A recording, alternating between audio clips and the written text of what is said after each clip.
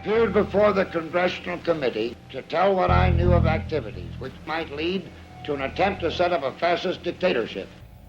The potential for the disastrous rise of misplaced power exists and will persist. The very word secrecy is repugnant in a free and open society, and we are, as a people, inherently and historically opposed to secret societies, to secret oaths, and to secret proceedings. President Bush signed a formal agreement that will end the United States as we know it, and he took the step without approval from either the U.S. Congress or the people of the United States. The secret organizations of the world power elite are no longer secret. It's known as the Bilderberg Group. Could their objective be world domination? I'm Jim Tucker. I've chased Bilderberg for 30 years. I'll never give up the chase. Bilderberg plan for the whole world is nothing less than world government. I'm not comfortable with that at all. Who elected these guys to run the planet? They are the elitists. They feel they should run the world for their own selfish interests. Now we can see a new world coming into view. A world in which there is the very real prospect of a new world order. Bilderberg is making great progress toward a world government, and only an educated, informed public can stop them in their tracks. David Rockefeller admits in his own memoirs that he wants to destroy the United States. Right. He's a traitor. It's good to be back at the Council on Foreign Relations. As Pete mentioned, I've been a member for a long time and was actually a director for some period of time. I never mentioned that when I was campaigning for re-election back home in Wyoming. Let us never tolerate outrageous conspiracy theories.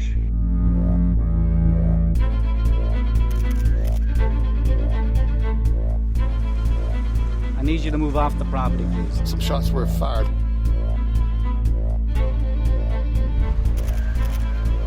There's Bilderbergers right there. The Trans-Texas Corridor is a vital part because we stop it here in Texas. We stop the New World Order right here in Texas. This thing started here. And to save this country, we kill this damn thing here.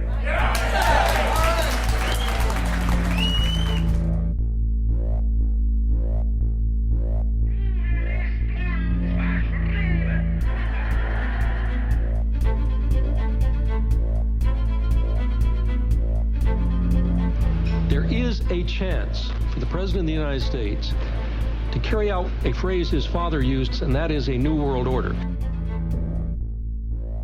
Your New World Order will fall. Humanity will defeat you. The answer to 1984 is 1776.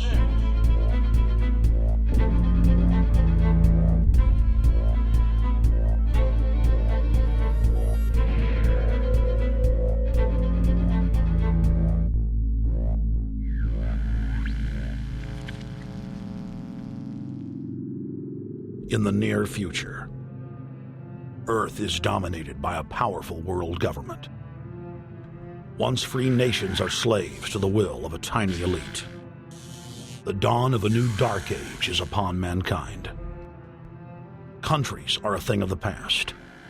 Every form of independence is under attack, with the family and even the individual itself nearing extinction.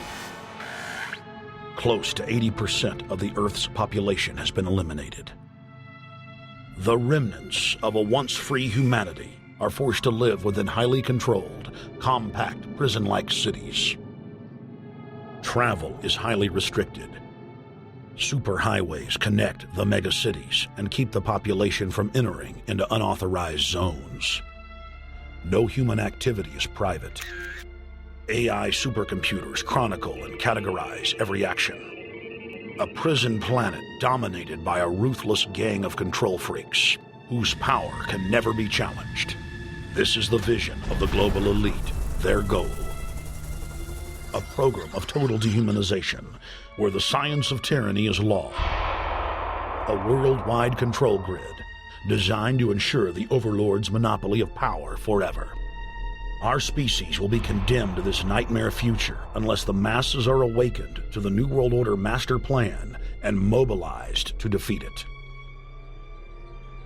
Erected by a secretive group, the Georgia Guidestones are a testament to the elite's plan for a world religion, global laws, with a global court and army to enforce it. And set in stone, it is written that the population never rise above 500 million.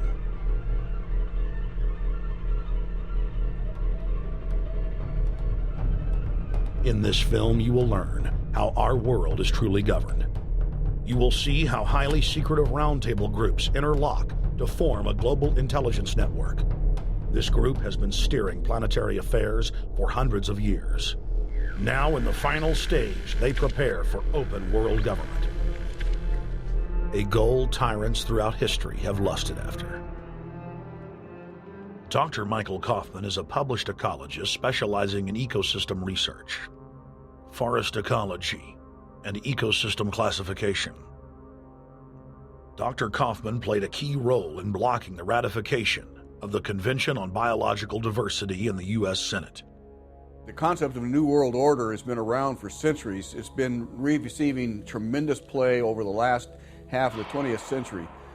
George Bush, the first senior president, George Bush, used it a lot in his speeches and really implies that he really wants to see a order in which we have a universal or a global type of governance in which every human being on planet Earth is ultimately responsible to policies that are being formulated at the international level.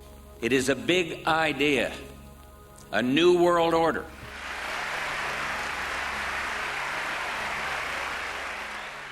President Bush said that the New World Order was in tune, and that's what they were working for. The UN is part of that government. They're working right now very significantly for a North American Union. That's why there's a lot of people in Washington that don't care too much about our borders. They have a philosophic belief that national sovereignty is not important.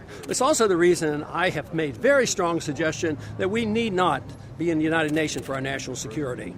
It's really always the same. You go back throughout all of history, the Roman Empire, Soviet Union, Hitler during the Nazism was always saying that it's going to create the utopia for the average person, when in fact, history always shows that it does exactly the opposite. Conquest and empire is as old as civilization. Babylon, Egypt, and Greece. They all built empires in an attempt to rule the world. The Roman system at its peak dominated the known world. Complex governmental systems were developed to control diverse populations. During the period between the 15th and 19th century, new empires emerged and again waged war for supremacy. The nobility, as well as the thriving merchant class, were financed by a handful of private banks. Many of the great money houses would hedge their bets and finance both sides of a war. Sophisticated intelligence-gathering networks gave the financiers a clear edge over the governments they were slowly gaining control of. On the 18th of June, 1815, agents of the British arm of the Rothschild family looked on as Emperor Napoleon Bonaparte fought desperately to save his army from the jaws of a British-Prussian pincer attack. A Rothschild agent was able to get the news of Napoleon's defeat at the hands of Lord Wellington to Nathan Rothschild, a full 20 hours before the news reached London. Nathan, the head of the British arm of the Rothschild family, put out the rumor to the London Stock Exchange that Napoleon had won the war. Stocks plunged by 98%, and Rothschild was then able to buy up the entire British economy for pennies on the pound. When the news of Napoleon's defeat finally arrived, stocks soared. Britain was now the undisputed ruler of Europe, and Rothschild ruled England. The already dominant British Empire grew even more aggressive. Her troops and bureaucracy spread across the globe. the sun never set on Britannia's holdings. The banking cartel funded, in fact, since about 1800, they have funded both sides of almost every war. And of course, they're getting the interest off of the loans that they've given the various governments and the wars that they have actually helped stimulate and create. By 1900, Germany was a rising force and a leader of the Industrial Revolution. World War I, for instance, there was absolutely no reason to have World War I, except that it was an ideal opportunity for the banking cartel to make a pile of money by funding both sides of that particular war. On June 28, 1914, the heir to the Austrian-Hungarian throne, Archduke Franz Ferdinand, was assassinated while traveling in a motorcade.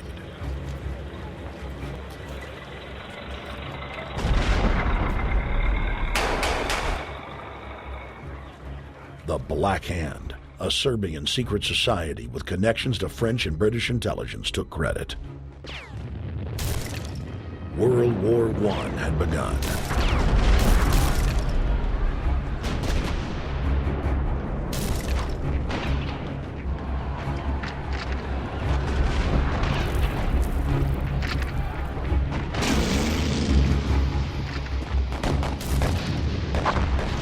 Armaments companies financed by Rothschild-controlled banks in Germany, France, England, and Austria bankrolled all the factions.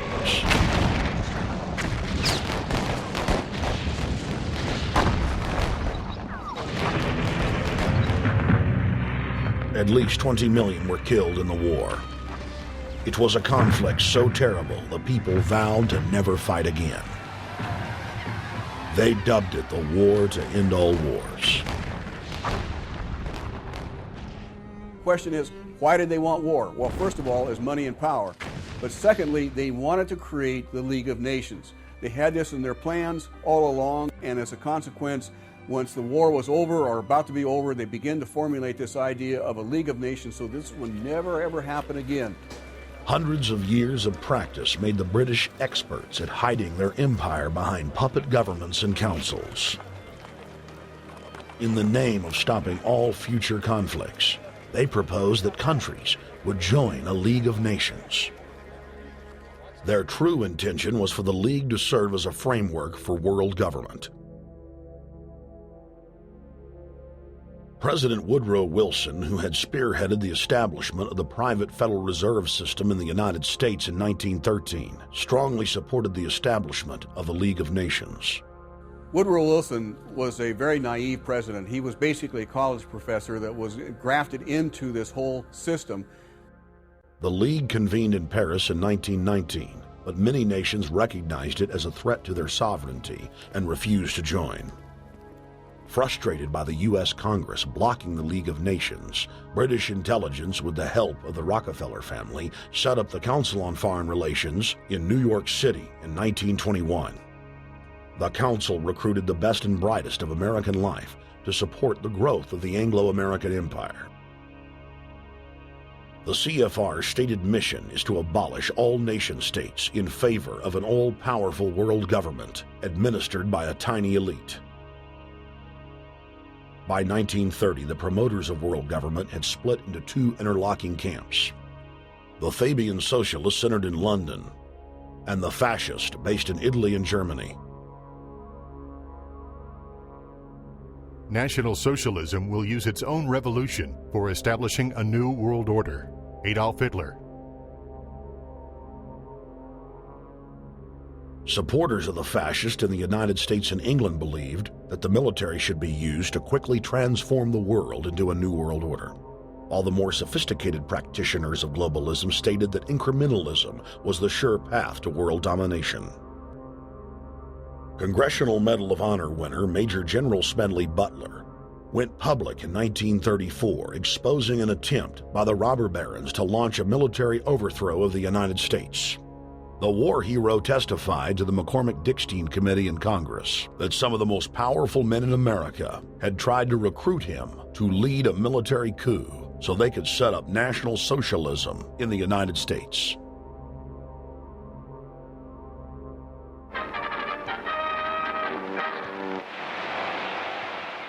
I appeared before the Congressional Committee the highest representation of the American people under subpoena to tell what I knew of activities which I believe might lead to an attempt to set up a fascist dictatorship. I was supposed to lead an organization of 500,000 men, which would be able to take over the functions of government. The fascist had also made deep inroads in England. Edward VIII, King of England, was forced to abdicate the throne because of his public support for Hitler. Es sich dabei nicht nur das negative Problem der Bekämpfung dieser Lehre und ihrer Organisation handelt, sondern die Durchführung der positiven Aufgabe der Gewinnung des deutschen Arbeiters für den nationalen Staat.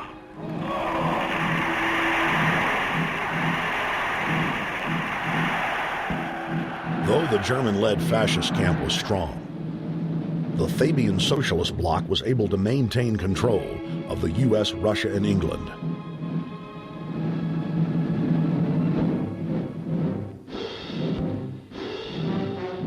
In the build-up to World War II, and during the conflict, the bankers again financed both sides, just as they had done with Napoleon.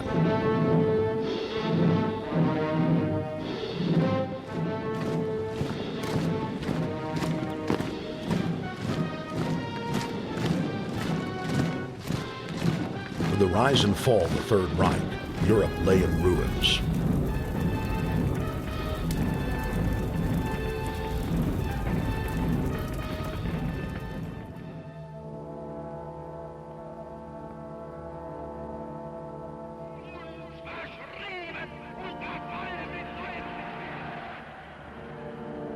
Once again, the elite claimed that only global governance could save humanity from certain destruction. And this time, the elite would succeed in setting up their world body.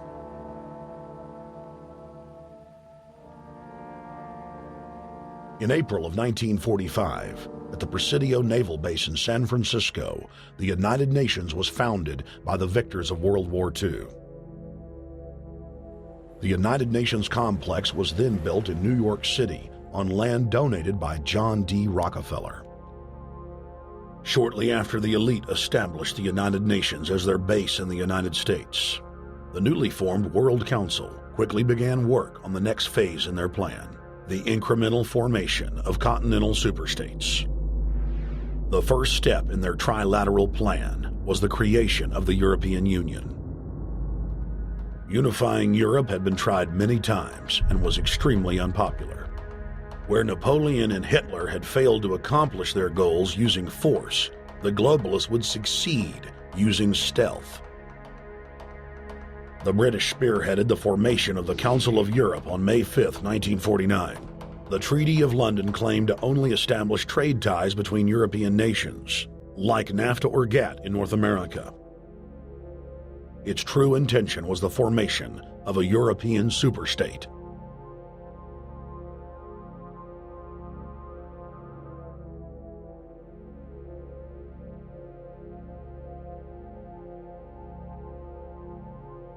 In 1954, the elite of the planet met in secret at the Bilderberg Hotel in Oosterbeek, Holland. The Bilderberg Group would later admit that their mission was the formation of the EU. Once the EU was established, under the guise of trade deals, a North American Union and Asian Union would be formed. The three interlocking superstates formed the core of the global government, while the United Nations would serve as a world regulatory and enforcement body over the Third World subregions. The Bilderberg Group consists of the heads of all of the managing roundtable groups that steer individual countries. Picture the elite power structure of the world as a giant pyramid, with only the elite of the elite at the tip-top of the capstone. The group has been so secretive that until the mid-1980s, the controlled corporate media denied its existence. Into the late 1990s, coverage only consisted of rare one-line mentions.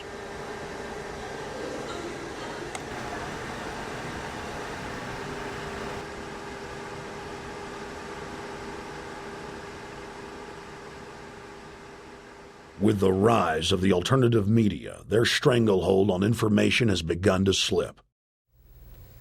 On the outskirts of the national capital today, black limousines with darkened windows converged on a hotel where private security guards imposed ironclad control. The limos carried royalty, political power brokers, and industrial titans to a secret meeting that will last all weekend. It's known as the Bilderberg Group. Could their objective be world domination?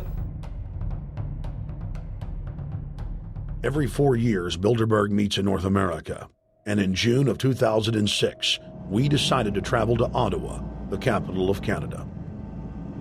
The site of Bilderberg.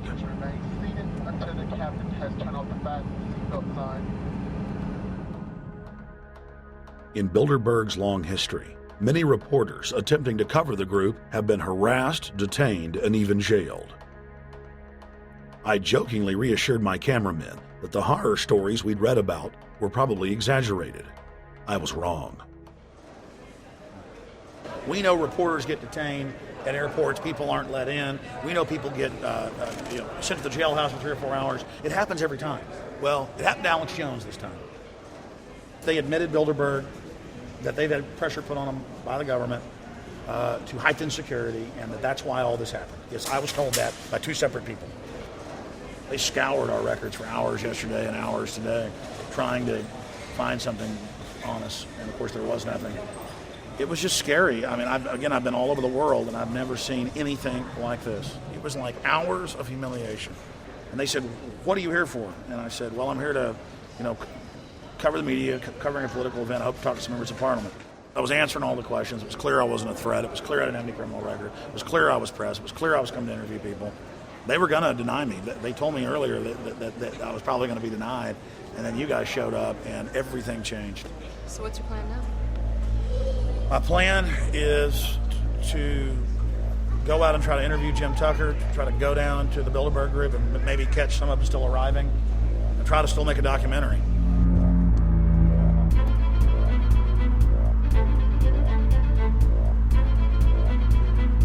So instead of being here at 8 a.m. in the morning when the Bilderberg Group attendees, the 100 elite of the planet, start showing up, we're going to be getting here about 3:30 or so, and we'll see if we can catch any of the elites coming in.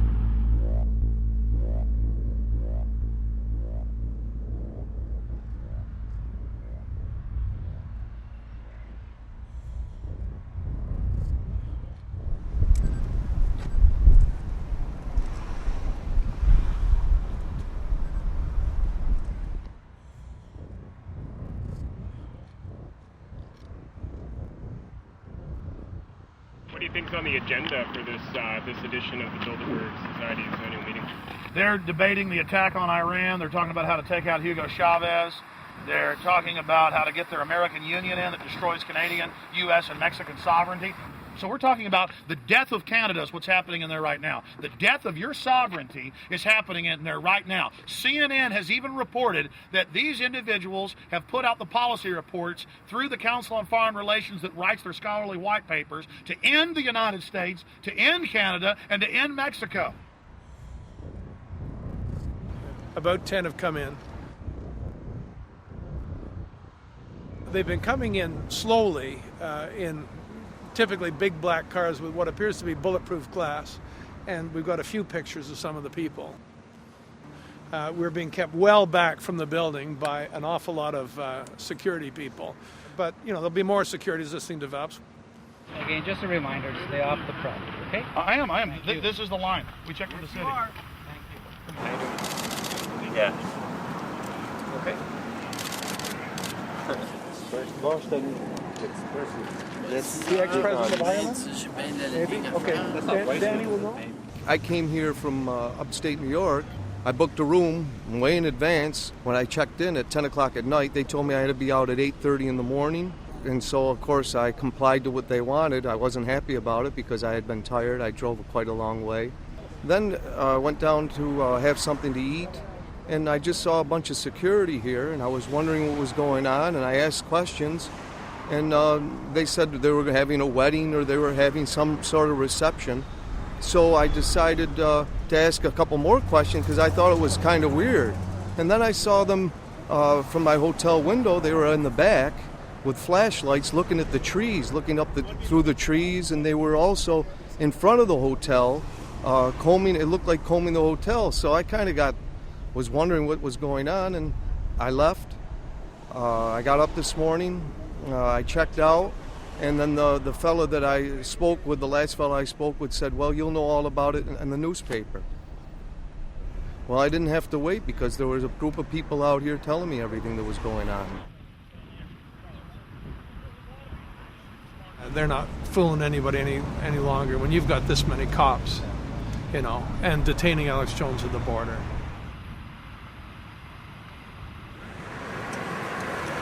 Get him on both sides. Yeah, you crook. Yeah, you're going to go to jail like Ken Lay.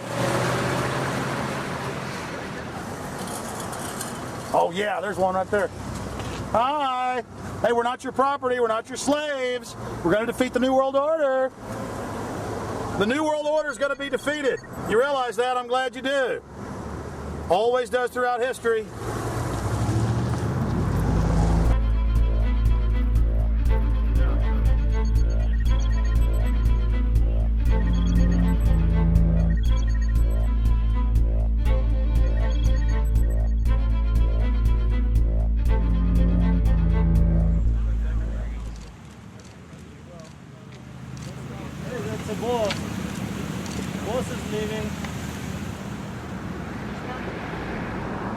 Etienne Davignon is the honorary chairman of the Bilderberg Group, as well as the head of its steering committee. The committee he heads selects and invites each year's attendees. In the last decade, the list of attendees has been leaked to reporters by moles on the inside. Veteran newspaper reporter Jim Tucker has been covering the Bilderberg meetings for over 30 years and has physically attended more than 20. We traveled back to our hotel to see if Jim Tucker received the 2006 list. First heard about Bilderberg in 1975, and I said, I don't believe it. That's not possible. Who in hell's Bilderberg? I spent 20 happy years with metropolitan newspapers. All the wires are clicking at my ear. That could not happen without me knowing about it. And the thing that first impressed me most was columns in 1957 by the late, great Westbrook Pegler, widely syndicated columnist. He wrote 2 lengthy columns about how approximately 100 leaders of international finance, heads of state, high public officials were meeting behind armed guards and closed doors on Jekyll Island, sealed off. What are these powerful internationalists doing? And why is it so secret? Why do they have armed guards outside? Why is it sealed off? The newspapers totally ignore it. Not a word. Total blackout in the United States. Since then, I've never stopped pursuing Bilderberg, or the whole international gangster organization led by Rockefellers and Rothschilds, as they manipulate the world for their own selfish interest.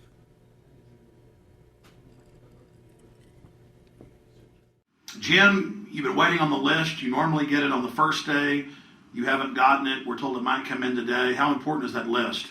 It's absolutely essential, although identifying people outside, as we always do, is important too, to find out who is not on their own list. In recent years, someone from Europe has sent a machine copy with a letterhead and so forth without identifying himself. So far, I haven't heard from him.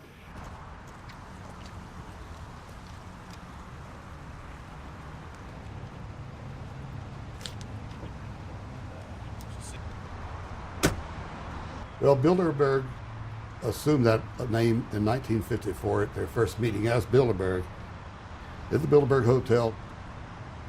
It's a little bit like Shakespeare's As You Like It. They say to Shakespeare, what do you want to call this book? And he says, As You Like It, meaning whatever you want to call it. And they thought it was dictation, so one of his plays is called As You Like It, and the title has nothing to do with the play. So that's how the Bilderberg came by their name. Now, they had been meeting for half a century. The moneyed class had been meeting But they decide they have to meet systematically every year, well planned in advance, in addition to maybe other smaller meetings throughout the year. Sure this is the right turn, Jim? No. Let's see if you get started.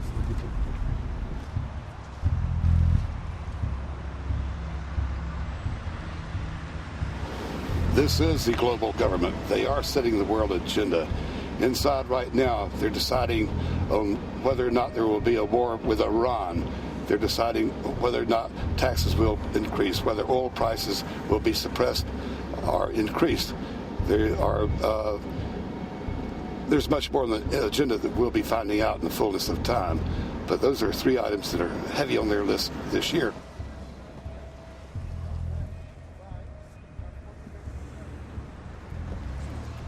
This is Jim Tucker, ladies and gentlemen. 27 years covering these crooks. Mr. Tucker, pleasure to meet you. The media said he was crazy, it didn't exist. Now we forced him. 120 of the world's most powerful men, heads of state from Europe, high officials of the United States government, Treasury, White House, state, defense. They're setting the world agenda now. The reason they want secrecy is because they're doing evil. Evil is done under the cover of darkness. Good works are done in the sunshine.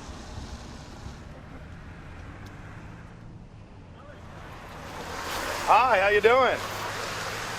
Good. Get off the property, please. Well, Jim has some questions for you. I need you to move off the property, please. Okay. Private property. Sure. It's a public sidewalk. Oh, yeah, we are cooperating. Thank you. Right onto the sidewalk. Yeah, there's no implication that we aren't cooperating. Right onto the sidewalk and stay there, please. Sure, yeah, thank you. Great. Jim has some questions for you. Again, I need you to stay right on the sidewalk. Yeah. Thank you very much. We actually checked with the city. The property line's actually right here. Also, that's good. Property line's actually right here.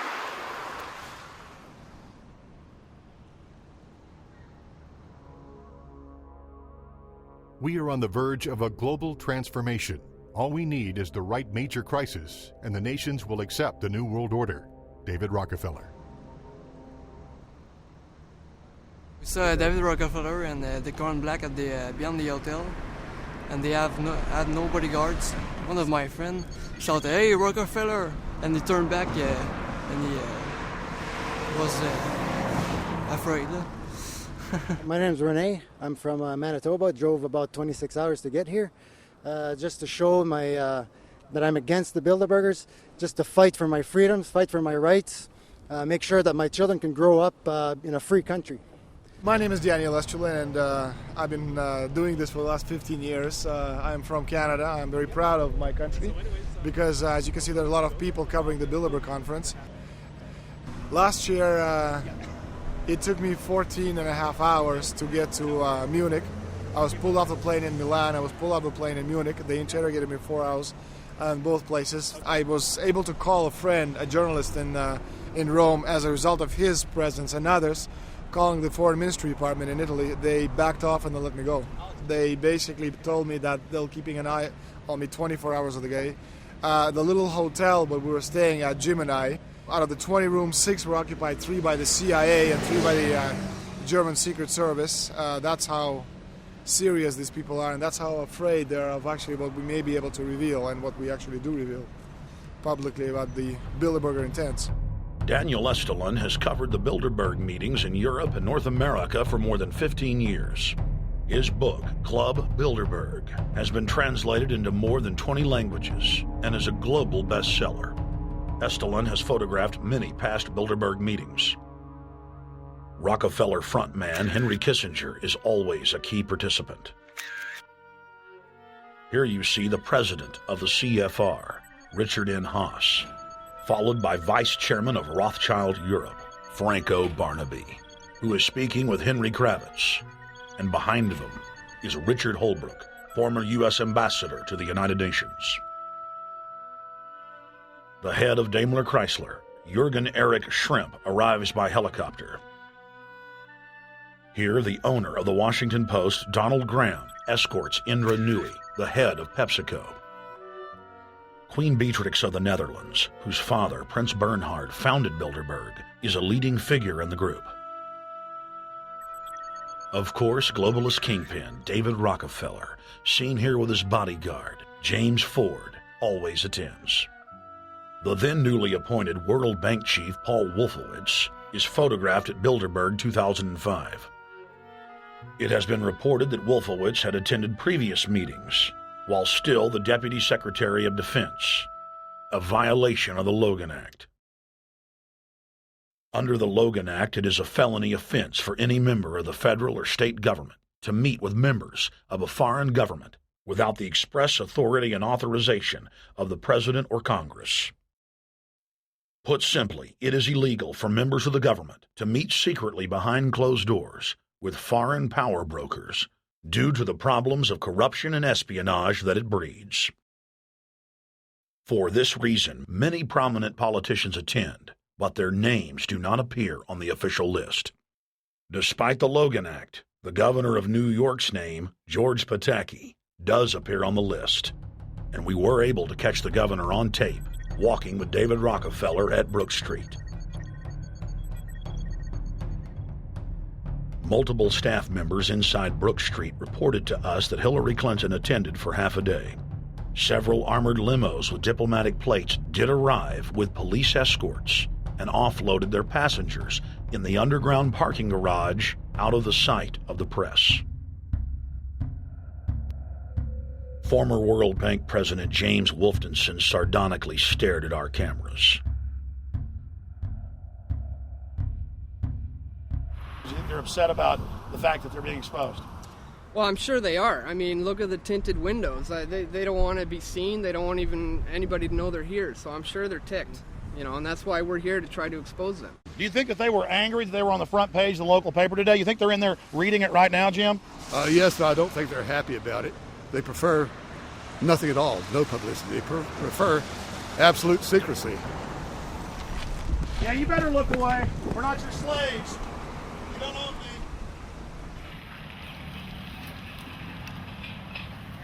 Did you get a list of the attendees and everything, or not?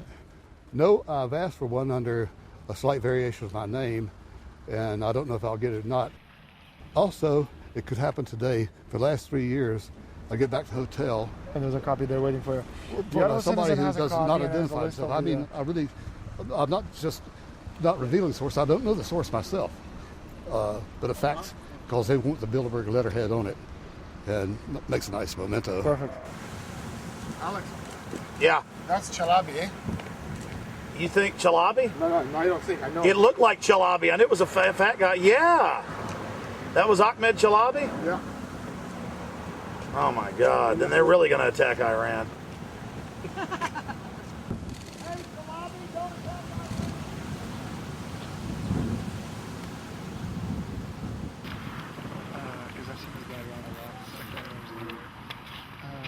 guy is too, but president? I have it. It's S, Scandinavian. Adrian Woolwich, Maria Monti. Over the last couple of years, they've been reeling with the amount of leakage that they've been experiencing, so it's getting harder and harder. But again, it will never get too hard for us because of the sources that we have inside are top-notch sources. People who are actually working for them, the Secret Service, the second layer, people in the Bilderbergers, the clerks, the administrative office, they're there. They are our eyes and ears, and every time there's something out, we always get the information. That's Francisco Pinto Balsamao. I think that's the Queen. It's the Queen. Yeah. Oh my God! Yes, her hair. You see her?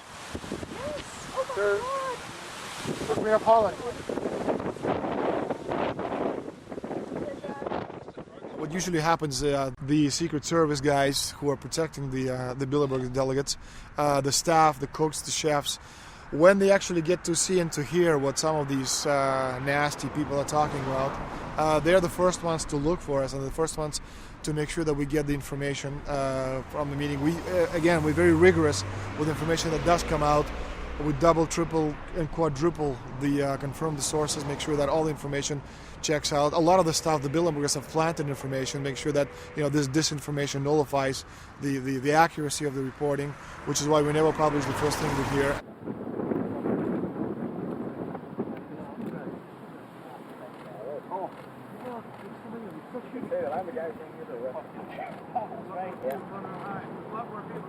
That looks like Rockefeller.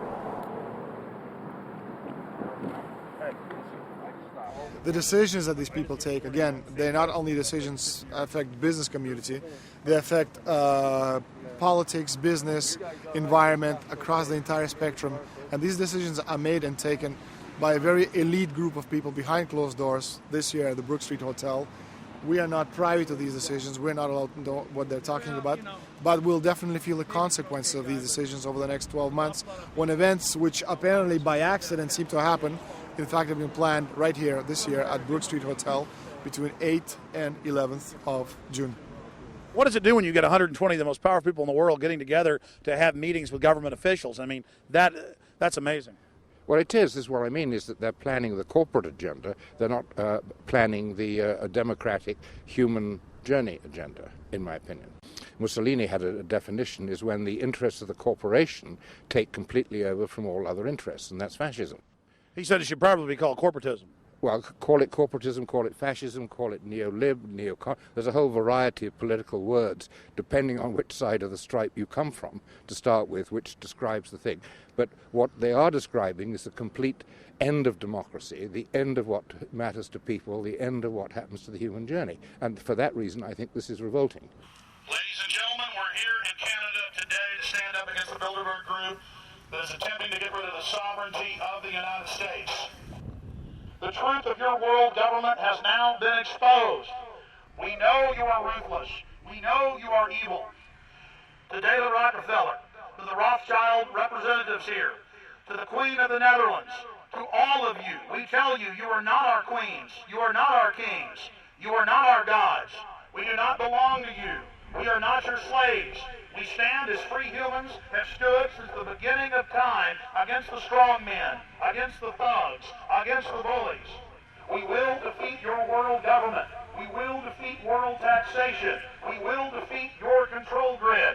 God is on our side. I stand before the creator of the universe, and I ask the creator of the universe, as our founding fathers did in 1776, to lead, guide, and direct us, and to give us the power and the foresight and the understanding and the will to stand against your entire agenda, including your final plan of world population reduction of 80% that Henry Kissinger penned in 1973. Why do you put mercury in the vaccines, stannous-sodium fluoride in the water? Why?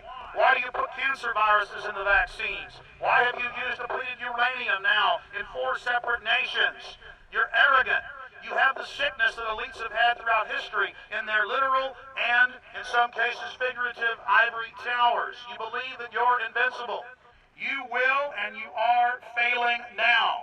Your New World Order will fall. Humanity will defeat you. The answer to 1984 is 1776.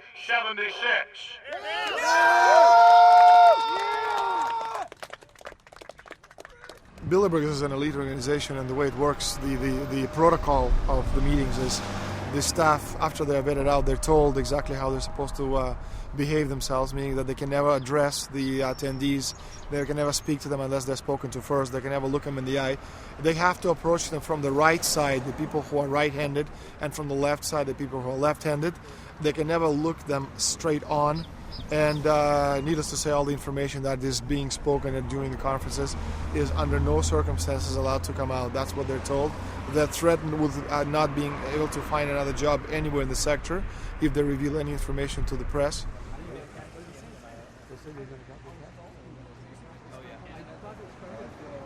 Richard Holbrooke? Ambassador Richard Holbrooke thought the peasantry wouldn't recognize him if he took a stroll off the grounds of Brook Street.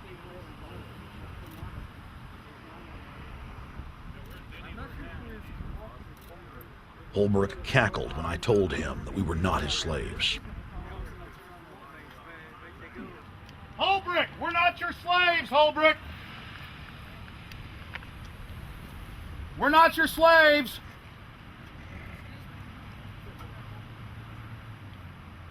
Holbrooke, we don't belong to you. We're not your property. Get back on the sidewalk. We're free humanity! Yeah, there he goes. Howard. They love it.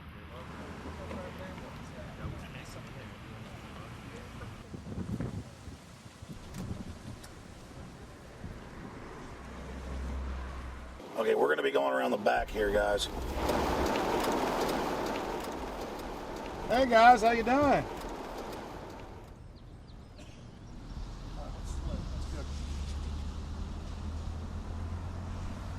There are several rings of security service. The American delegation at every Bilderberg meeting is usually protected by the CIA and a special division of the U.S. Army. The British delegation is protected by the MI6. Israelis usually are protected by the Mossad. The Ottawa police, in this case, working for the security, they have very little, actually they don't have any information at all on what the meeting is about. They don't know who the Bilderbergs are. Then there's an elite private firm protecting the perimeter, doing all the dirty work, such as shooing out the photographers and bothering the protesters. But, you know, that's like piddly stuff. All the heavy stuff is done by the security service, such as the CIA, MI6. Some years ago, my legs were a little bit stronger than they are now, and I'd crept over a fence under cover of darkness and approached. The cops started yelling and pointing at me, so I ran with speed I didn't know I still had, and some shots were fired, but they were far above my head. I mean, they were intimidating, but they were not really trying to kill me. Not when sharpshooters are fired far above, 20 feet above your head. Bilderberg was founded by David Rockefeller and the Rothschilds of Britain and Europe. They're still the main powers. Baron Evelyn D. Rothschild, a male, attended for many years. Rothschild is still represented. You'll see them on the list of participants. Somebody representing the Rothschild group. They are the main powers behind Bilderberg. The Dutch Shell is part of the Queen's fortune. Of course, the Rockefellers have always had heavy oil interests. That was the original source of their old money from the old man. Jim just got the official Bilderberg letterhead list from his mole inside the Bilderberg group. Let's go look at it. Wall Street Journal.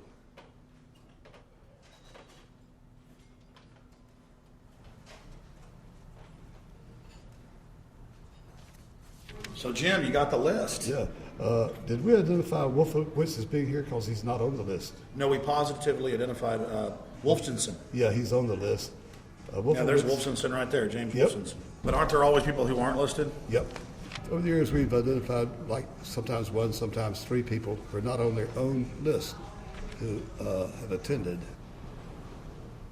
Now, I think what is very difficult for most people to understand is how such a small group of 125 men and a few women control a population base of 6 billion people. Actually, it's much easier than you think. These people work on what I call systemic methodology, meaning that you take a pie, just imagine you take an apple pie and you slice this apple pie into lots of very small pieces, and you put in front of each one of these pieces your men or women of trust. And by controlling this individual, you control an entire organization. For example, if you take Paul Wolfowitz, who runs the World Bank, through him you can control the entire organization. You don't need to control what the dishwasher or the toilet cleaner thinks or does or believes in. You just need to control what he does and what he believes in. And what he does will permeate the entire organization. And that's how you control, with very, very small power base, an entire global population of 6 billion people. Bilderberg is making great progress toward a world government. They have created a superstate in Europe called the European Union. They are intent on creating a Western Hemisphere Union called the American Union. NAFTA is to be expanded into every country in this hemisphere. As NAFTA expands, it will take on the role of the American Union. And only an educated, informed public can stop them in their tracks. We went into downtown Ottawa and talked to locals to learn if they were aware of the elite meeting in their city.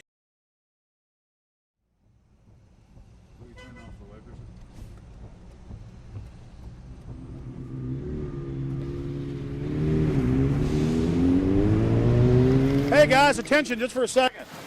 I just need to tell you that a group just met here in Canada, and they're trying to get rid of your sovereignty, merging you with the U.S. and Mexico. See, it's not funny. I'm serious. And your news isn't going to tell you about this. This is deadly serious. So I'm just letting you know, and I'm telling you about it. As they say, they are the guys that run the world. They make the decisions for we, and we just carry it out. Sir, did you hear about the Bilderberg Group meeting here in town, the 120 most elite people in the world? No. Hey, did you know that the elite's meeting here in town right now? Have you heard about it? 120 crime bosses? None of you have heard of it? None of you guys have heard of the Bilderberg Group? They're meeting right now. In the city, around 10% of the people were aware of the New World Order agenda. When we traveled to Parliament, close to half of the people we randomly spoke to were informed.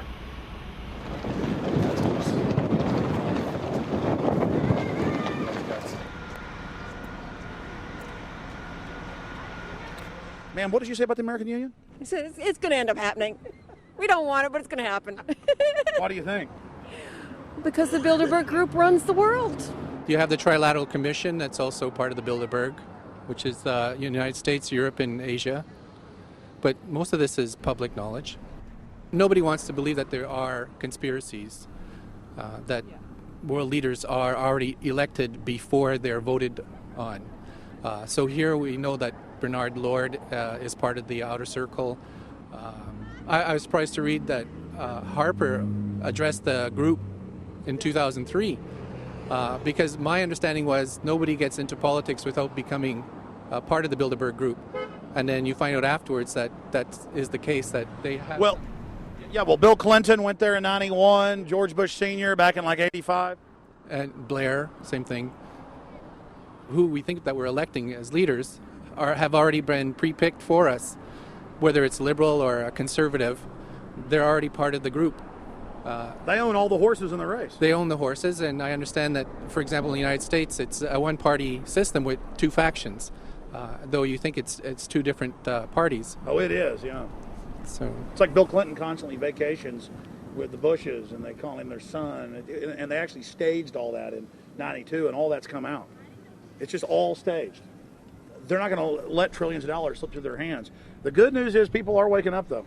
When you read human history, when you study it, all you see is elites trying to dominate, subterfuge, Machiavellian backstabbing, and somehow in the last 50 years they convinced Westerners that the government's fine, can do no wrong, trust them. How did this happen? It's easy to lead sheep. I mean, people just follow. They don't want to believe these things will happen. No way. We'll just follow along with the norm. That's all. It's just makes it easier for everyone. What's your view on losing Canada's sovereignty? I like this country to stay as it is, and I love the United States to be there. Back in Austin, the capital of Texas, the public was frighteningly unaware of the nation's peril.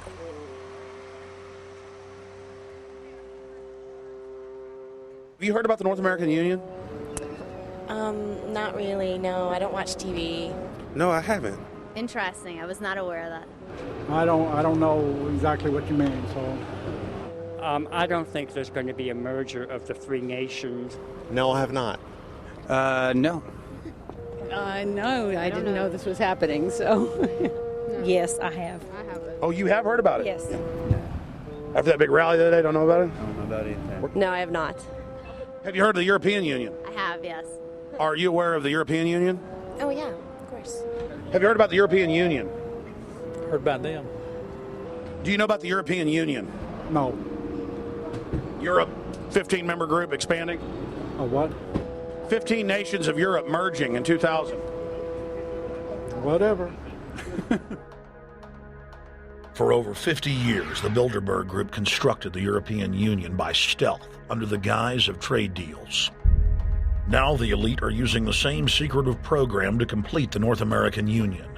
But this time, superstate integration is on the extreme fast track. International agreements like NAFTA, GATT, and APEC were just stepping stones in the formation of the NAU. The North American Union was officially born at Baylor University in Waco, Texas, on March 23, 2005. The leaders of the United States, Mexico, and Canada told the press that they were only meeting to discuss trade. It soon leaked that a secret meeting had been held during the Security and Prosperity Trilateral Summit.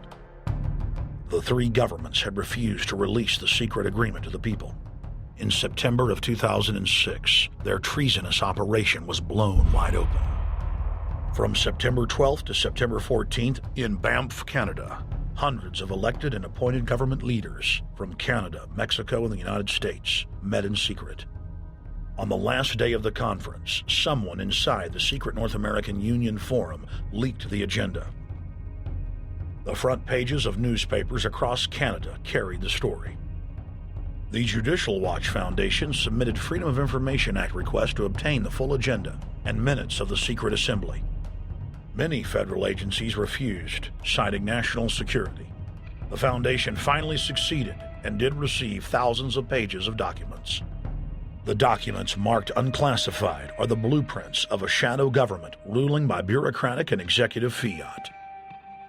The pages chronicle an already operating North American Union.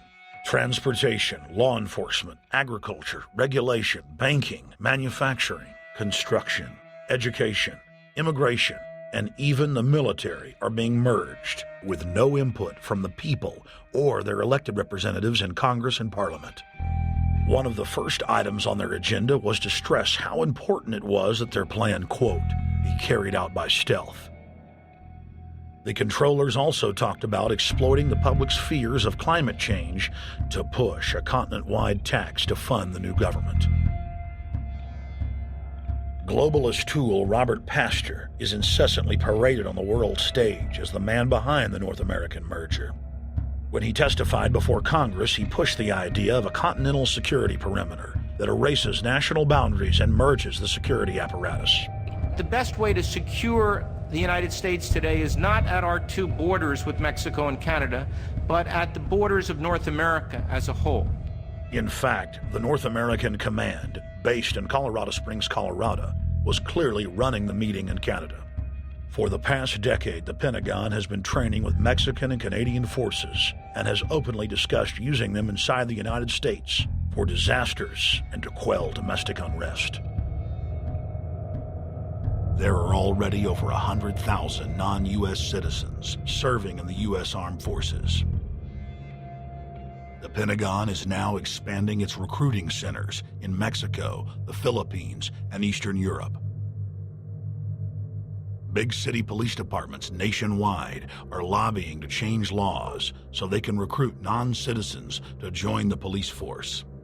What we are witnessing is a Red Dawn scenario in slow motion. Tyrants throughout history have brought in foreigners to oppress their domestic populations.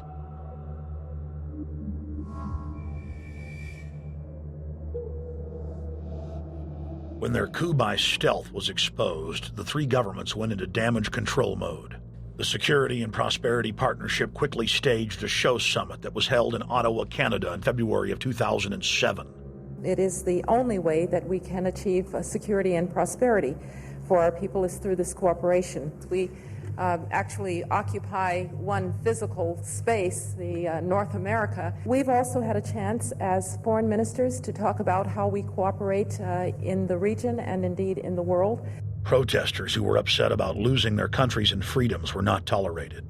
A couple of weeks ago, Al-Qaeda supposed. Whatsoever, the Security and Prosperity Partnership has been signed without any sort of parliamentary debate. Globalist publications have been open with their frustration that the population has not bought their latest PR stunt.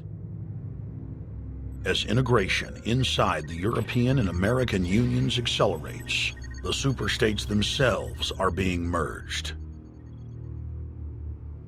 On April 30th, 2007, a summit was held at the White House.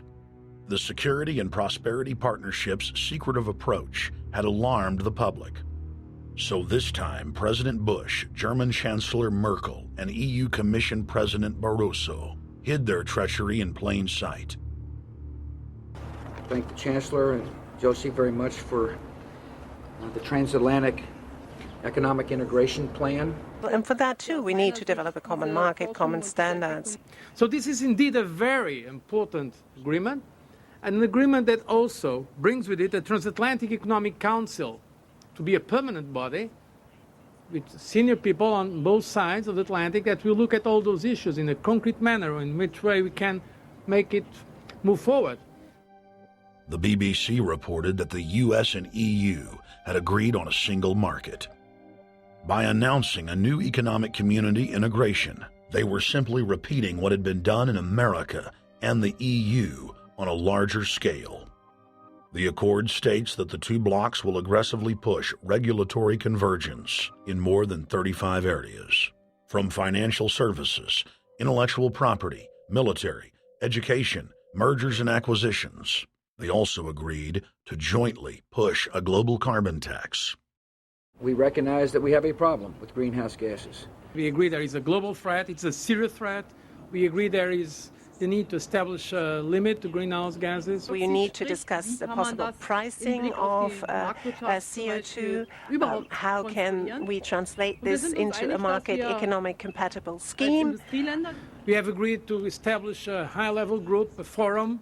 This EU-US result is translated into the G8, debated together with the outreach countries, China, South Africa, Brazil, among others, and India. A global solution to a global problem.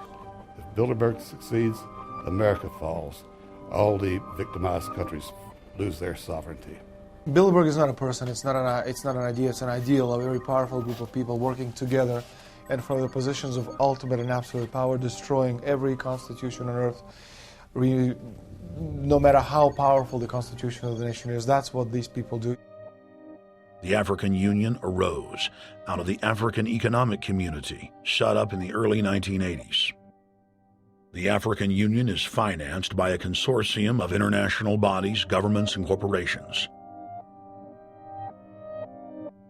The African Union Army serves as an enforcement arm for the New World Order's exploitation of Africa. In Asia, APEC and ASEAN have announced plans to form the Asian Union, consisting of Asian and Pacific nations, having more than 3 billion people within its borders. APEC will become the Asian Pacific Union, and the world is to be divided into 3 great regions for the administrative convenience of the world government in which the UN is to evolve. As the unions form individually, they are simultaneously merged to form the first planetary government. They're trying to destroy every nation on earth which is trying to promote progress, because these people basically they are landowners. They don't need progress because they control the land. If you take the most powerful man in London, the people who belong to the Council and the Committee of 300, who belong to the Bilderbergers, the British royalty, the Guelphs, the black nobility of Venice and Genoa, these people they're landowners. The New World Order is the Old World Order. I mean, it's just the names have changed, the appearances have changed, but the concept hasn't changed. The idea is still to bring the men back, kicking and screaming back to the Middle Ages, post-industrial age world order. One of the things that is very shocking to most Americans is the fact that the United Nations Global Biodiversity Assessment, which came out in 1995, clearly shows that in order to protect planet Earth, we have to go back to a feudal system. They actually said that in the document. To craft a modern feudal society, the globalists are implementing a standardized North American Union ID card to track, trace, and control their serfs as they travel throughout the 3 regions of the NAU. Building on the massive displacement of humanity caused by globalization, the New World Order is rapidly constructing the physical infrastructure of the North American Union, the NAFTA Superhighway Control Grid. I'm Arthur Peterson, Colonel retired in the Army. I see things today that are happening that would make my friend who died in World War II turned over in their grave. To think that people would even consider confiscating land of farmers and ranchers and taking their homes away from them to turn it over to a foreign company in Spain, which was controlled by Don Carlos, I understand, a notorious socialist, and they get the tolls on Texas land for 50 years. The proposed Trans-Texas corridor would be a patchwork of superhighways and railroads stretching 4,000 miles from the border of Mexico, cutting through Texas to Oklahoma. A lease has been signed that would make Texas Highway 121 a toll road. A private Spanish company won the bid to build and collect the tolls for the next 50 years. These deals with private companies are being negotiated largely in secret, and many state lawmakers are worried taxpayers are being sold down the road. Critics say it's a threat to our national security. It's part of a plan for a North American integration being carried out by government and corporate elites without congressional or voter approval.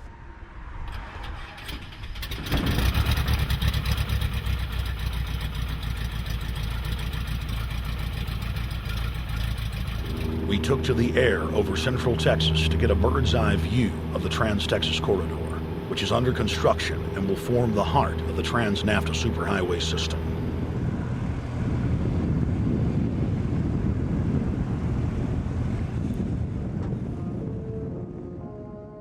History repeats itself. 2,000 years ago, all roads led to Rome. Rome constructed and maintained more than 10,000 miles of roads throughout its empire. The roads were used to project Roman military power, to control commerce, and to bind the nations and peoples they ruled. Rome also demanded tribute. Roman subjects from Albion to Judea were forced to pay a tax to use the roads. The Romans would then use the tax to dominate their subjects. Today's superhighways are a powerful tool in the globalist arsenal. They are instrumental in tearing down national borders and merging nation-states into larger confederations. Foreign governments and corporations are predatorily seizing infrastructure across North America, but nowhere has their attack been greater than in Texas. Texas is the front line. Over 8,000 miles of existing roads and land are being handed over to government-backed foreign companies. Foreign companies buy the legislators, who then turn over complete control to the same foreigners who finance their campaigns. Government power is then illegally transferred to unelected quasi-governmental regional boards that circumvent local governments and the will of the people. The next stage of this world government plan is to have a transportation control, and that is called the NAFTA superhighway, or in Texas called the Trans-Texas Corridor. It confiscates 584,000 acres of land to be transferred into control of a Spanish company which will collect tolls in Texas for the next 50 years, and there's no limit in the amount of tolls that can be collected. More than 80 federal and state highways have been designated as international arteries. The I-35 NAFTA corridor starts deep inside Mexico and travels through the middle of the United States and ends in central Canada. Container ships from Asia dump their cargo on the Pacific side of Mexico. It then travels duty-free by rail to the new Kansas City inland port, now considered sovereign soil of Mexico, in the heart of the United States. Under international agreements, predominantly foreign companies are placing tolls on already existing paid-for roads.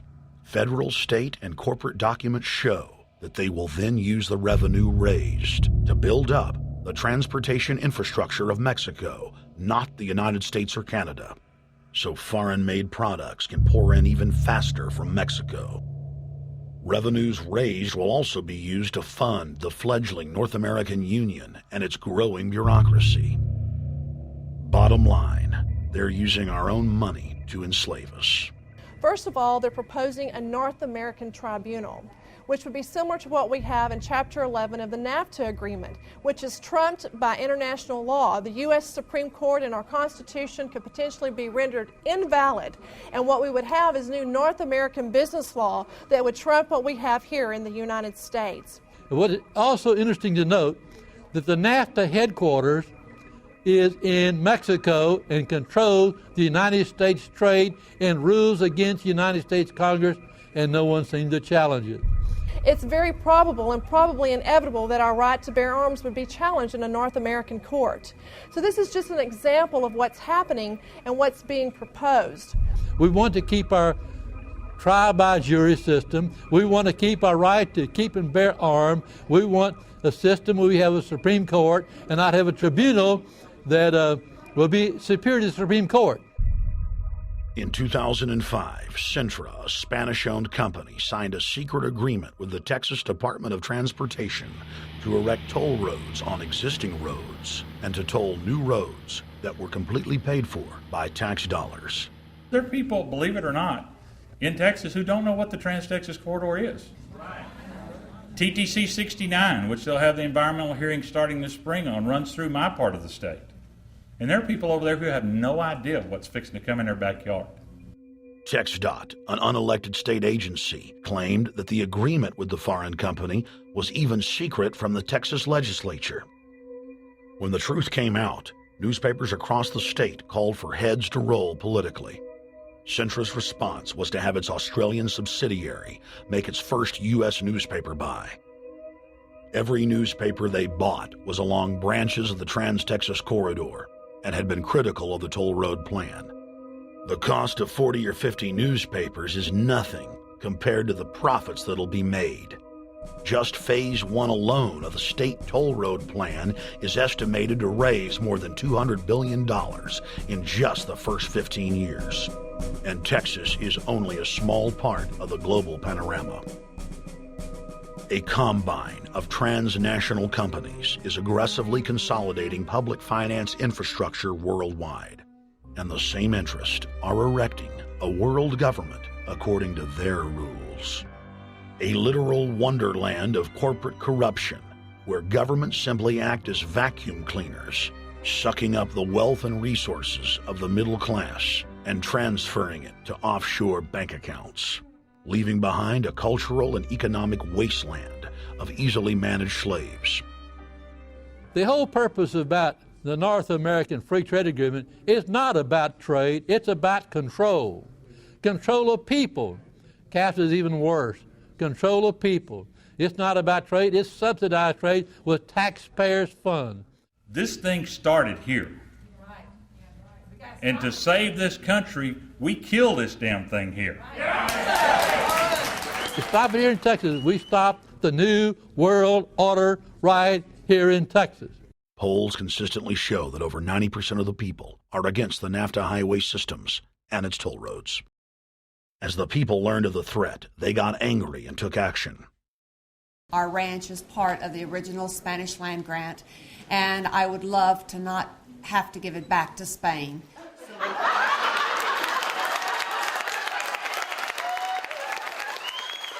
Opponents of a proposed superhighway today held a major protest.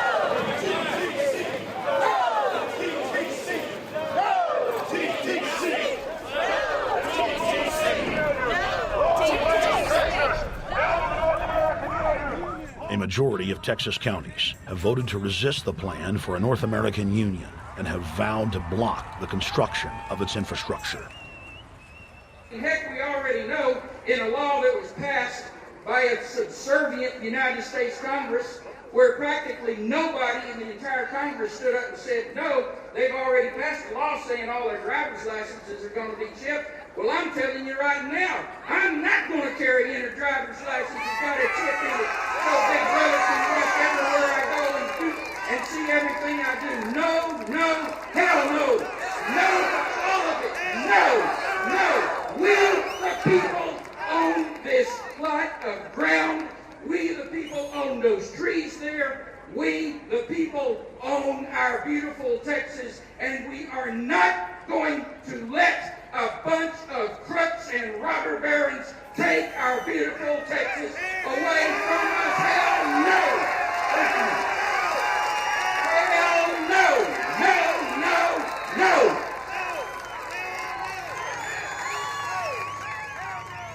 RFID tracker chips embedded in state inspection stickers and toll tags are already being used to track the population. The new system is also meant to control growth and steer development through so-called smart growth. smart growth, which is nothing more than an effort to bring control into the cities. You have the rewilding of America and the Wildlands Project, the Convention on Biological Diversity, which is to control our rural population. Toll roads on interstate highways nationwide are walling off exit ramps to small towns and rural communities, and are creating ghost towns by design. This trend is accelerating under the NAFTA highway system and is meant to rewild more than half the country. All of these things are designed to bring more and more control to bureaucracies rather than to the independent individual, the sovereign individual of this nation. What brought me into this whole discussion was the fact that while I was doing this multi-million-dollar research effort in the 1980s and early 1990s, I became aware of an agenda basically to lock up one half of the United States into wilderness corridors and reserves. What's called the Wildlands Project, but it was also a key cornerstone of the United Nations Convention on Biological Diversity. It was during that study in which I began to realize that this was not an effort to protect the environment, but an effort to control you and I. They were dividing the United States up into little compartments in which they would rip out roads, which they would rip out whole communities and put them back in the wilderness. The federal highway system was designed by Pentagon war planners in the 1950s to serve as a rapid deployment conduit to move ground forces for the defense of the United States during invasion. The unconstitutional Northern Command is now using the highway system as a force projection matrix to dominate populations across the United States. Through federally funded emergency command centers, county and city governments are being quietly federalized nationwide. Billions of dollars per city is being spent to install millions of surveillance cameras. Every town and hamlet, no matter how small or remote, is surveilled. License plate reading software tracks Americans' movements wherever they go. New systems are being deployed that scan your face, read your lips, and analyze your walk. Under the Treasonous Military Commissions Act, American citizens can be secretly arrested, stripped of citizenship, flown to offshore torture camps, and secretly executed.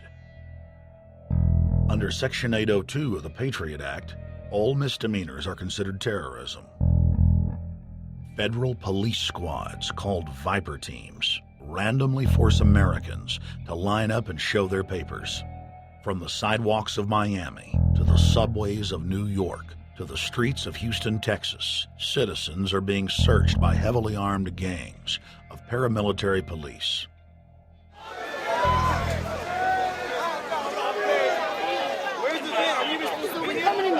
Come on, guys, come in. Yo, can you get that camera off of us, sir?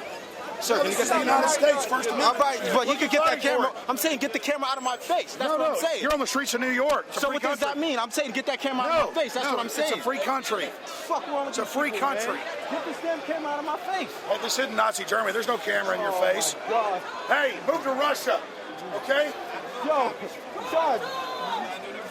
We can have cameras on the streets. I said get it out of my face. Your guy starts cussing at us out of the blue. I said get it out of my face. That's what I'm saying. It was never in your face.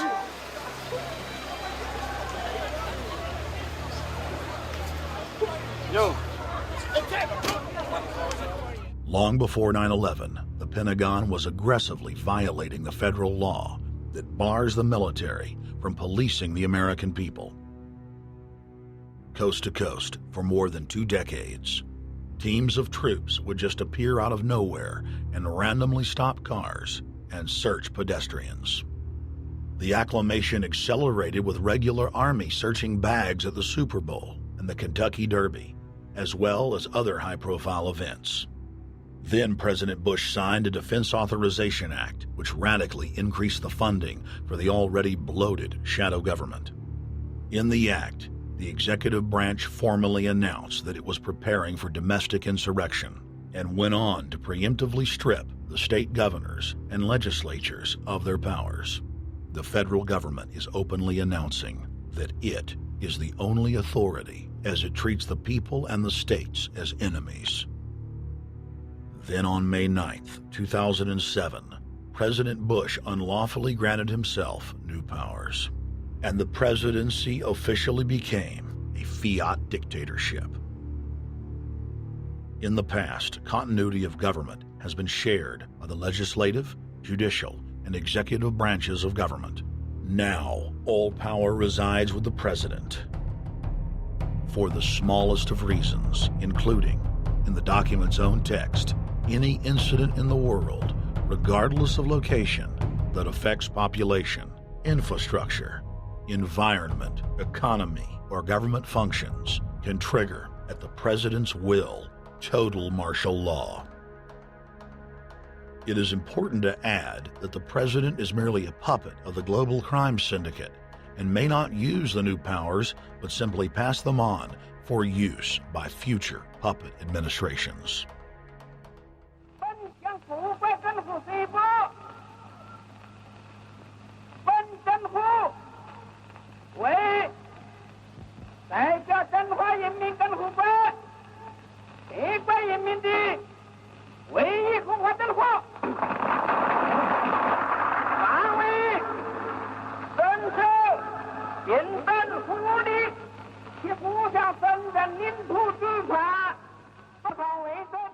Приобретена эта победа. Не забывайте принесенных вами жертв. You must teach people to love their leader. This is the only most important.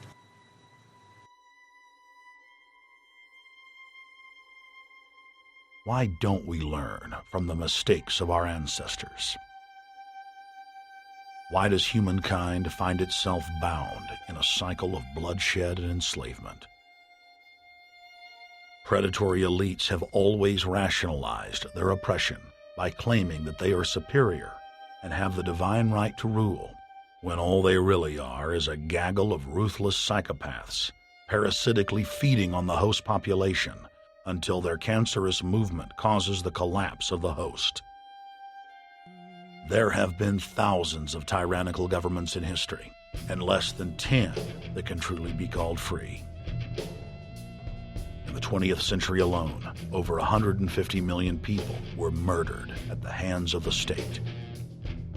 In Russia, the Red Terror consumed the lives of more than 60 million men, women, and children. Hitler's war killed 22 million. During Mao Zedong's reign alone, more than 60 million peasant farmers were killed. And the list goes on. 300,000 innocent civilians killed in Guatemala. More than 2 million souls brutally murdered by the government of Cambodia. 1,500,000 killed in Turkey. 300,000 in Uganda. 800,000 plus hacked to death with machetes in Rwanda. Sadly, there are too many examples of innocent families being exterminated by their governments on an industrial scale to name them all. It is a historical fact that the state is the #1 cause of unnatural death. If you take the 150 million people killed by power-mad government in the last century and divide it by 100,000, the number of souls lost would fill the biggest sports stadium, packed with 100,000 screaming fans, 1,500 times over. That's 1,500 sports stadiums, crammed with 100,000 people each, all exterminated. For those who think it can't happen here or won't happen to them, you have been warned. The carnage witnessed in the last 100 years was only the preparatory phase of the New World Order's master plan.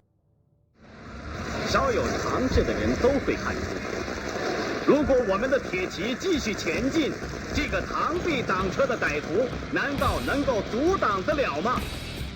Hitler and Stalin's crimes are now part of history. But the communist Chinese system of evil is not content with racking up the highest death toll in history. The mass murder and enslavement is still going on today and enjoys the full support and sanction of the New World Order. 摄像机拍下的这个画面，同西方某些国家的宣传恰恰相反。正好说明了我们的军队。 Communist China serves as a globalist laboratory, a proving ground where 1.4 billion people live out their lives as guinea pigs who serve as test subjects for the formulation of the brave new world. U.S. and British forces worked closely with Mao Zedong during World War II, and at the end of the war, they secretly backed Mao in driving out Chiang Kai-shek and the Nationalist. The OSS, and then the CIA, believed that Mao would have a stabilizing effect. Bill Clinton's mentor and Georgetown University political science professor Carol Quigley explained in his book, Tragedy and Hope, how the Anglo-American Roundtable groups backed every brand of authoritarianism, from communism to fascism, to ensure that a centralized government dominates the population and the economy as planned. The elite are monopoly men. They seek to create monopolies and dominate populations through the barrel of a gun. In their writings, the leadership of the New World Order has continuously heaped praise on the corrupt communist Chinese model.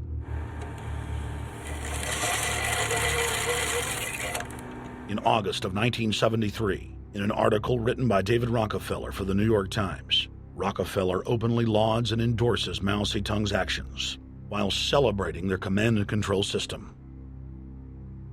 Whatever the price of the Chinese Revolution, it has obviously succeeded not only in producing more efficient and dedicated administration, but also in fostering high morale and community of purpose. The social experiment in China under Chairman Mao's leadership is one of the most important and successful in history. David Rockefeller, New York Times, August 10, 1973. Communist China is the model planned society for the New World Order. China has received more United Nations awards for its policies and form of governance than any other nation. In the eyes of globalist planners, authoritarian China is the future. China adopted the dreaded one-child policy due to lobbying from a consortium of eugenics organizations, which includes Planned Parenthood and the United Nations. Couples that have more than one child face heavy fines and imprisonment.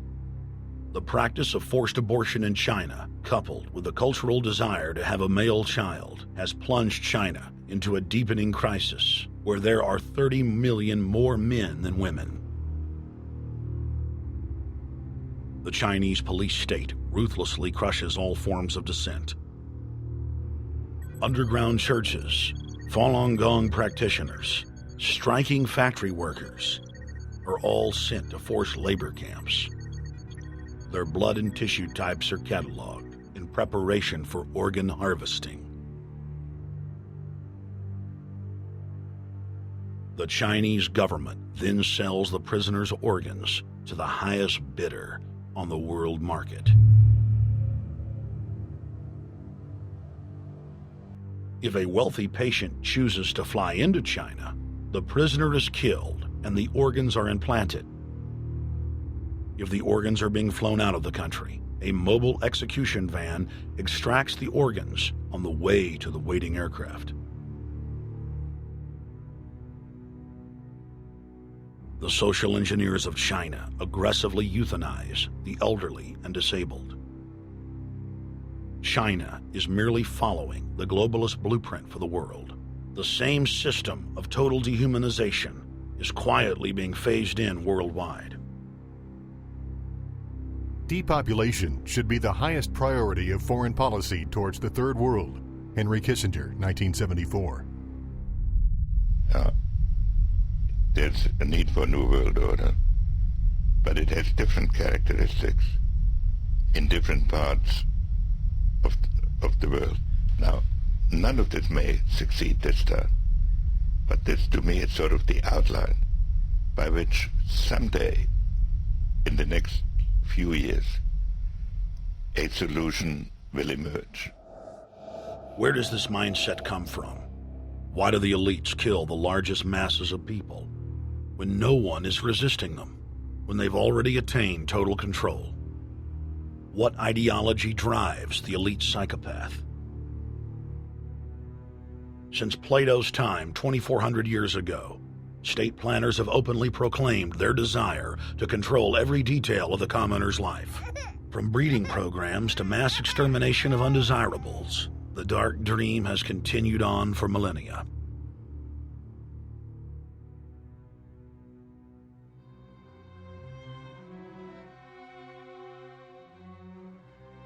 The scientific rationale for tyranny has always been attractive to elites because it creates a convenient excuse for treating their fellow man as lower than animals.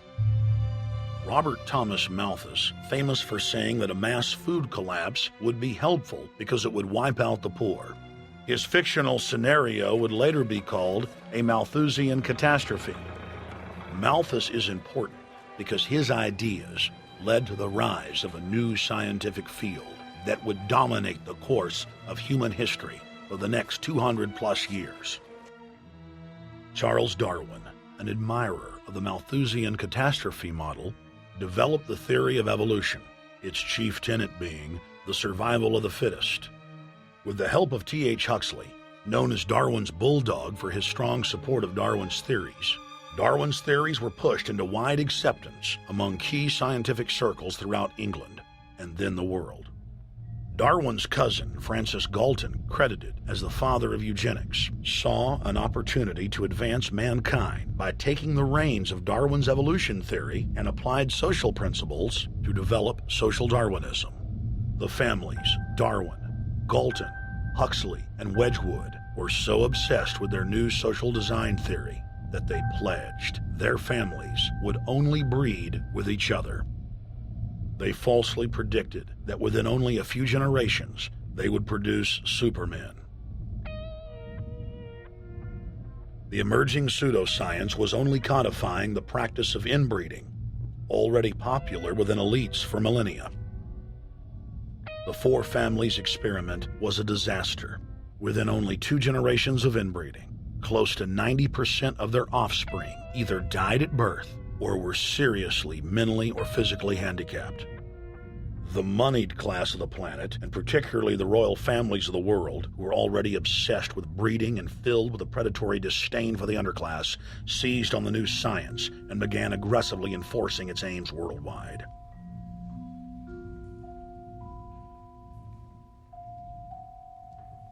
Biometrics appears to be a new science, but it was actually developed by Galton back in the 1870s as a way to track racial traits and genetic histories, and as a way to decide who would be licensed to breed. In 1904, the Cold Springs Harbor Research Facility was started in the United States by eugenicist Charles Davenport with the funding of prominent robber barons Carnegie, Rockefeller, and Harriman. In 1907, the first sterilization laws were passed in the United States. Citizens with mild deformities or low test scores on their report cards were arrested and forcibly sterilized. You're 17, aren't you, Alice? Yes, but what have you done with my folks? Well, we're trying to help them, Alice, and you too. They were taken to the hospital this afternoon. Hospital? Wasn't none of them sick this morning? We thought it necessary to present your family's case to the State Medical Commission. After an examination, they decided there was but one important action to take: to have your entire family sterilized. Why, what's that? I don't know what you're talking about. Now, in this state, we have a law which provides for such people to have an operation so there won't be any more children. I see. Now, we've placed your brothers in institutions where they'll be properly cared for. But you can go back to your job soon. I'll arrange to have it held open for you. But I'm keeping my job. I'm not going anywhere. Now, you're going to the hospital too, Alice. And you mean they're going to stop me from having children ever? Exactly. I'm all right, I tell you. I won't go to any hospital. We don't want any trouble with you, young woman. If you refuse to go, the officer here will take you by force. In 1910, the U.S. Eugenics Record Office was set up. By then, the British had created the first network of social workers, expressly to serve as spies and enforcers of the eugenics race cult that was rapidly taking control of Western society. The social workers would decide who would have their children taken away, who would be sterilized, and in some cases, who would be quietly murdered.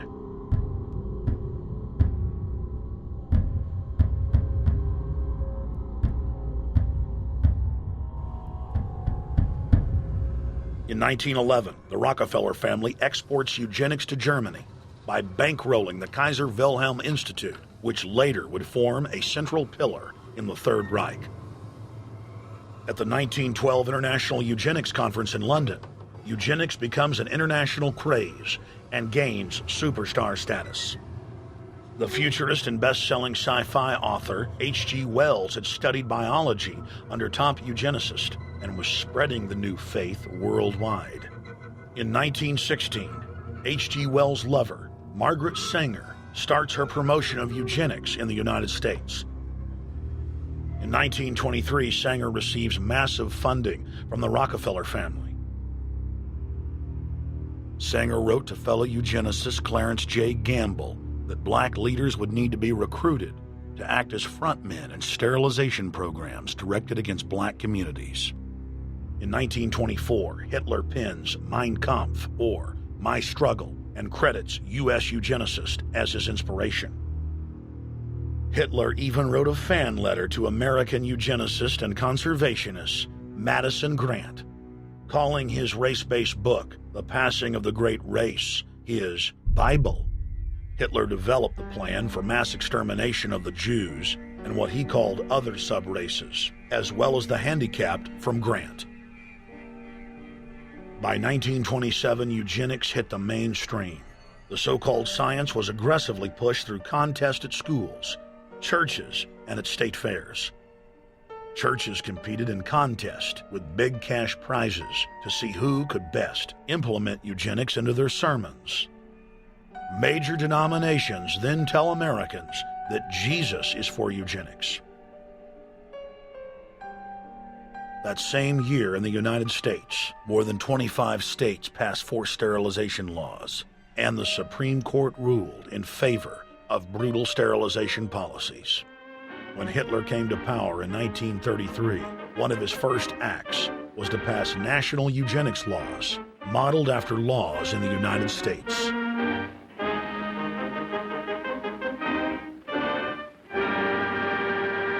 The 1934 film Tomorrow's Children brought the eugenics agenda to the silver screen in the United States. In the case of Miss Mason, I can see no reason for the operation that's been recommended. The girl is perfectly normal. She's hard-working and has a good reputation. Do you know anything about her family background? Oh, yes, Your Honor, I do. There are several other children, aren't there? Yes. What is their condition? One is a cripple. Two others might be classed as feeble-minded. Isn't the oldest son in jail? Oh, yes, I believe so. And knowing all that, you still contend that this girl should be allowed to bring more people like that into the world? She's sound, Your Honor. She's not anything like the rest. Surely she should be given a chance to work out her own salvation. I can't agree with you, Doctor. Suppose she is normal. The chances are that her children will inherit the family taint. Isn't that possible? But, Your Honor, I'm sorry, Doctor. 3 generations of unfit are enough. Petition not allowed. By 1936, Germany had become the world leader in eugenics for taking effective actions to sterilize and euthanize hundreds of thousands of victims. The big 3 of American eugenics, Davenport, Laughlin, and Goethe, were dispatched by the Rockefellers to Germany, where they advised the Nazis on the fine-tuning of their extermination system. With the strong support of the U.S. and England, Germany had gone over the edge, and tens of millions would pay with their lives.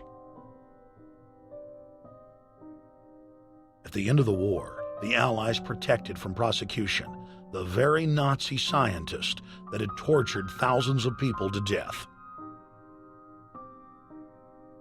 The Nazi brand of eugenics had embarrassed the elites, but they had no intention of stopping their plans. The Allies literally fought with each other over who would get top Nazi eugenicist. It didn't matter if the SS doctors had tortured tens of thousands to death. They were free to go. The Angel of Death, Joseph Mengele, and his boss, Ottmar von Verscher, were not prosecuted, and von Verscher even continued his work in Germany after the war. Eugenicists were angry that their great work had been exposed. They then scrambled to camouflage their agenda. Eugenics Quarterly became Social Biology. The American Birth Control League became Planned Parenthood. New terms like transhumanism, population control, sustainability, conservation, and environmentalism replaced racial hygiene and social Darwinism. Many eugenicists of the previous period engaged in what they called crypto-eugenics. Purposefully taking their eugenics beliefs underground, they became highly respected anthropologists, biologists, and geneticists in the post-war world.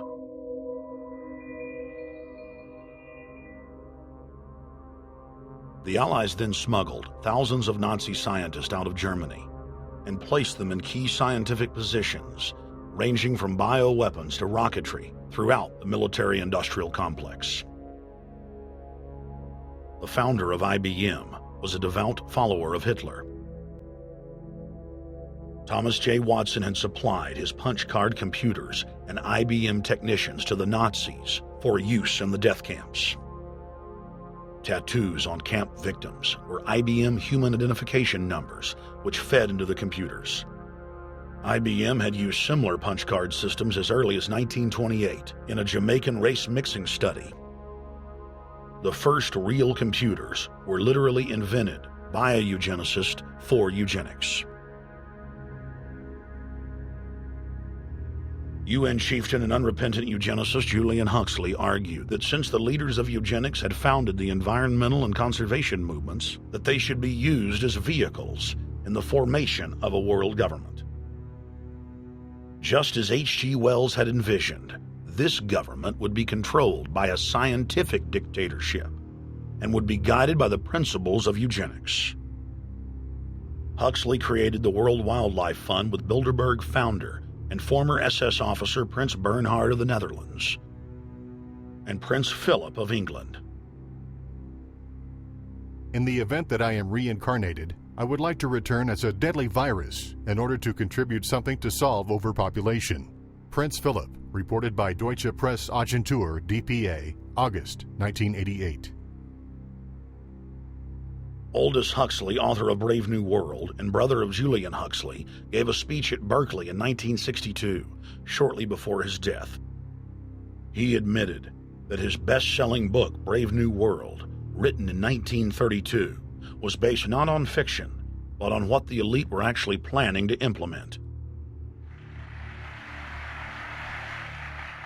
And here I would like briefly to compare the parable of Brave New World with another parable which was put forth more recently in George Orwell's book 1984.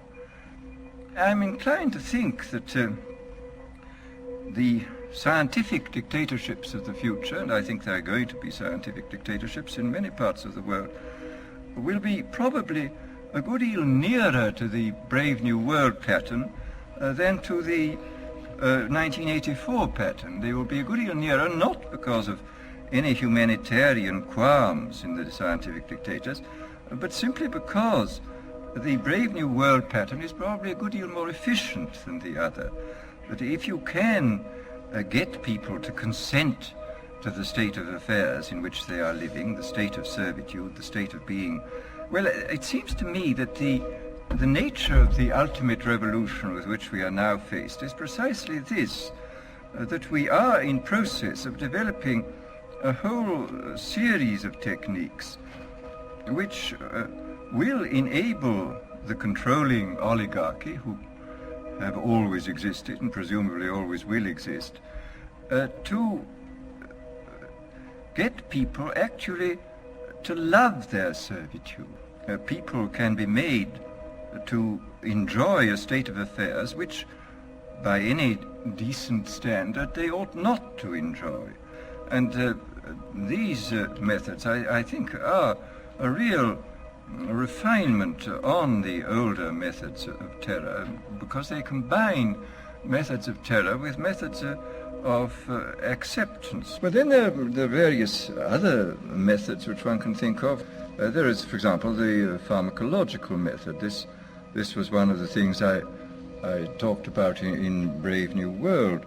And the result would be that, I mean, you can imagine a euphoric which would make people thoroughly happy even in the most abominable circumstances. I mean, these things are possible.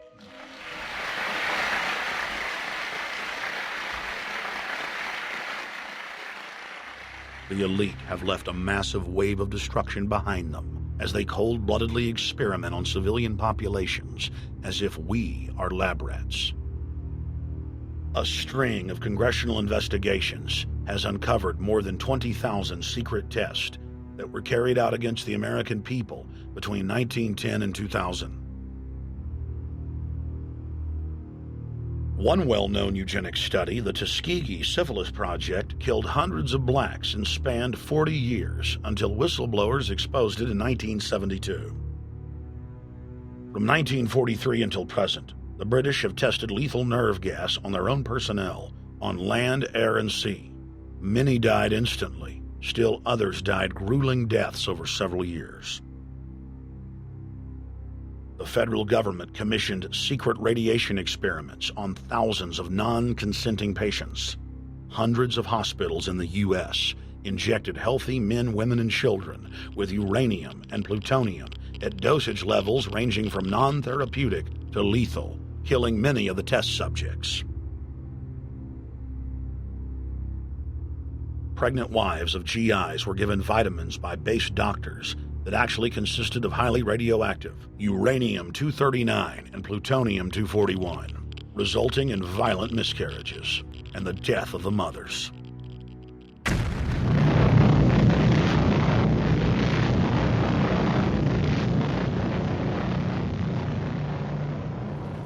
Soldiers, sailors, and Marines were used as guinea pigs in hundreds of atomic and hydrogen bomb tests. Patriotic Americans were radiated side by side with lab animals.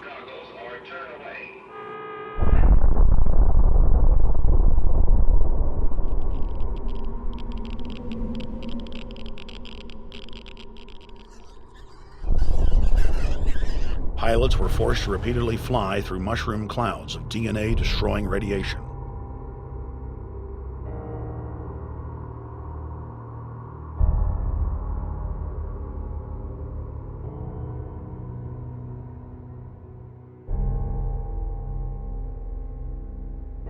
From 1951 to 1961, the U.S. Army paid Israel's health ministry 3 million lira to conduct radiation testing on Sephardic children that immigrated to Israel.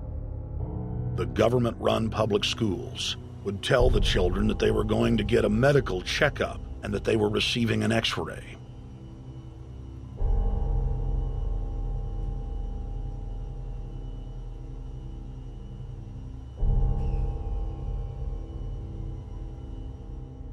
The Pentagon had already radiated more than 4,000 institutionalized children in the United States, many of which had died.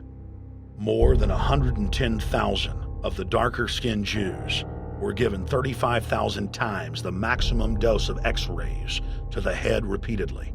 Many of the children died within months. All of them lost their hair. Some still live today and endure excruciating health problems. The covert testing of chemical, biological, and radiological agents on unsuspecting populations continues worldwide today. From 1940 to 1979, the vast majority of the British population was sprayed by aircraft more than 2,000 times with deadly chemicals and microorganisms without ever being told. In 1968, the Pentagon tested a deadly bioweapon on New York subways and placed personnel in local hospitals to monitor the effects. Aggressive sterilization of men and women continued in many states until the mid-1980s. The United States and England are currently testing pesticides and highly toxic experimental drugs on tens of thousands of healthy foster children, many of which die as a result of the experiments. Prisons across the nation have forced inmates to participate in grisly experiments, ranging from pesticide studies to having tablets of dioxin sewn into their backs. Gradually, by selective breeding, the congenital differences between rulers and ruled will increase until they become almost different species. A revolt of the plebs would become as unthinkable as an organized insurrection of sheep against the practice of eating mutton. Bertrand Russell. H.G. Wells, Aldous Huxley, Bertrand Russell, and hundreds of other eugenicists constantly bragged about how the establishment believed themselves to be a separate, more advanced species than the common man. Top eugenicists were bold enough to admit that their real goal was not improving the heredity of the commoner, but to further dumb them down so that they could be more manageable. Nobel Prize winner Russell wrote at length about how vaccinations filled with mercury and other brain-damaging compounds would induce partial chemical lobotomies and develop a servile zombie population. Diet, injections, and injunctions will combine from a very early age to produce the sort of character and the sort of beliefs that the authorities consider desirable, and any serious criticism of the powers that be will become psychologically impossible. Bertrand Russell. Over 100 years ago, eugenicist social planners said that they'd use mind-altering drugs to control the population. By 2007, more than 20% of the U.S. population were on some type of prescription antidepressant. But in the case of foster children, a sector where the state has total control, at least 2/3 are forced to take a cocktail made up of, on average, 7 psychotropic drugs. Chairman of the Texas Society of Psychiatric Physicians, Joe Burkett, testified before the State House Select Committee hearing on psychotropic drugs in foster care and shocked the public when he said that 2/3 of foster children in Texas had been placed on psychiatric drugs because they were very, very sick from a bad gene pool. A lot of these kids come from bad gene pools. They don't have stable parents making good decisions. Besides the gene pools, they've then been traumatized by abuse, neglect, and problems, and then they've been traumatized by separation, and all those things predispose to mental illness. The Western world is now implementing eugenics pre-crime policies. Fetuses are now being pre-screened according to family histories of crime. From Portland, Oregon to London, England, Child Protective Services are enrolling newborn children into criminal databases at birth and forcing them to attend probation hearings at age 2. The overlords of scientific dictatorship are ruthlessly prosecuting a war on our most defenseless. In December of 1974, the U.S. government made Third World population reduction a central national security issue. The operation plan, titled National Security Study Memorandum 200, was simply a regurgitation of the British Commission on Population created by King George VI of England in 1944, which openly stated that populous Third World nations posed a threat to the international elite's monopoly of global power. The Kissinger-authored U.S. plan targeted 13 key countries where massive population reduction was called for. Kissinger recommended that IMF and World Bank loans be given on condition that nations initiate aggressive population control programs, such as sterilization. Kissinger also recommended that food be used as a weapon, and that instigating wars was also a helpful tool in reducing population. In 1972, the Nixon White House also implemented a eugenics policy which was directed by George Herbert Walker Bush, then United States Ambassador to the United Nations. Bush advised China on the formulation of their one-child policy and directed the federal government to forcibly sterilize more than 40% of Native American women on reservations. The Bilderberg-dominated Club of Rome advocated environmentalism as the best front to implement population reduction. Western populations would accept serfdom if it was packaged as saving the earth.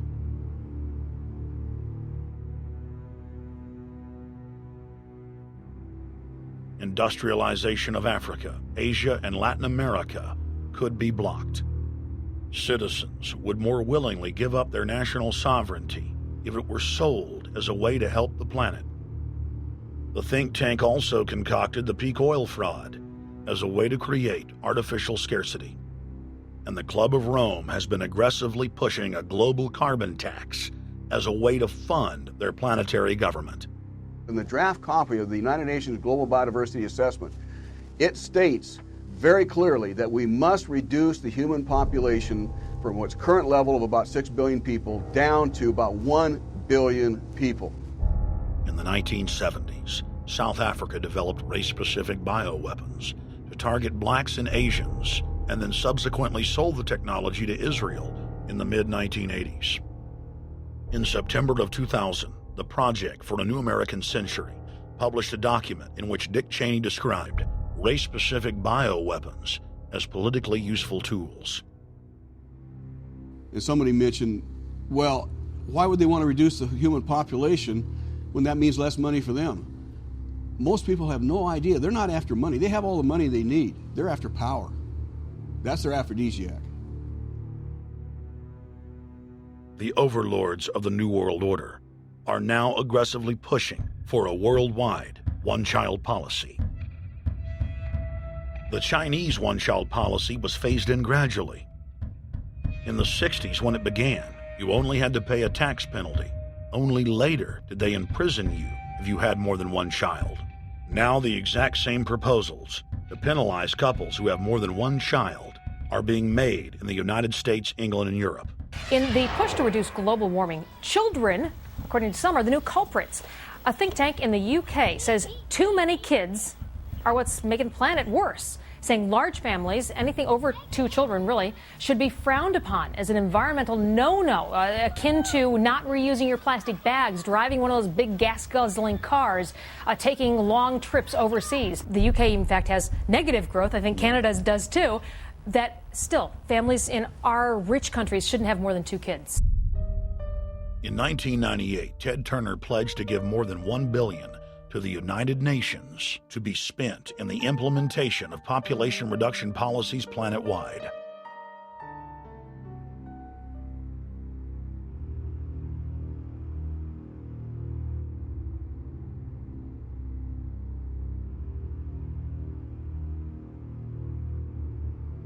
In 1999, the Bill and Melinda Gates Foundation gave $2.2 billion to Planned Parenthood, the United Nations Population Fund, and other population reduction groups. By 2007, the Gates had given more than $30 billion, almost exclusively to population control groups. The controlled corporate press cynically reported that the Gates were giving the money to help third world children. Bill and Melinda Gates were dethroned as the world's most generous philanthropists when their friend and fellow population reduction enthusiast, Warren Buffett, gave $37 billion to fund an army of population control groups. And I actually think the world will be much better when there's only 10 or 20% of us left. Dr. Eric Pianka. Prominent University of Texas biologist Dr. Eric Pianka, while receiving an award from the Texas Academy of Science, said that the worldwide AIDS pandemic was, quote, no good, it's too slow, and went on to laud the virtues of Ebola because it would kill 90% of the world population quickly. When his statements erupted into a national controversy, his graduate students defended him, stating that Pianka was too conservative and that all humans should be killed.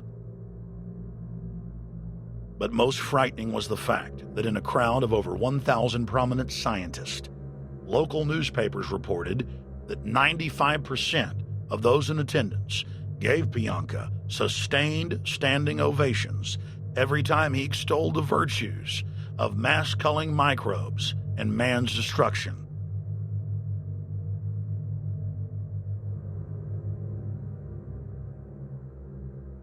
China was able to turn the corner and become the leading world superpower because they have a police state and they are able to force people to stop reproducing. Dr. Eric R. Pianka. The eugenics movement has now shaken off much of its Nazi baggage and is using people's legitimate concern about the environment as a cloak to conceal their real agenda. Everyone wants to breathe clean air and have good water, but the controllers of the environmental movement have done nothing but co-opt people's concerns and parlay it into support for global policies that further destabilize the third world and create untold misery. Phony environmental and conservation groups are now the biggest private landowners in the world. They lobby government to take property away from local populations, only to develop it themselves later. When the U.S. military dumps millions of gallons of nerve gas on the east coast of the U.S., they don't say a word. Thousands of companies are creating transgenetic cross-species hybrids, splicing plants, animals, and insects, and releasing the new organisms into the global biosphere, vandalizing the very genetic code of the planet. And large environmental organizations do nothing. The corporate elite of the planet intensified their push for a global taxation system with a year-long build-up to the Live Earth hysteria held on July 7th, 2007 on 7 continents. World leaders announced that saving the Earth was the new organizing principle for humanity and hailed it as the planet's new religion. They claimed that CO2, which plants breathe, was killing the Earth, and that we must reduce the number of children we have to curtail our carbon footprint. Countries across the world marked the day by passing new carbon tax schemes and raising taxes on gasoline, natural gas, and electricity. It is a scientific fact that the sun is the main driver of planetary climate, and the measurements are clear. The sun is becoming hotter, brighter. It has been slowly increasing thermal output in the last 100 years, causing warming not just on Earth, but throughout the solar system. But the scientific facts and even the order of the planets didn't matter to one of the chief organizers of Live Earth, David Mayer de Rothschild, heir to the British arm of the Rothschild fortune, when we spoke to him. When I called Rothschild on the order of the planets, he just laughed, thinking the audience wouldn't get it. He continued to count on the population's ignorance and claimed that the global warming lobby has nothing to do with carbon taxes. I guess he hadn't spoken with his good personal friend, Al Gore.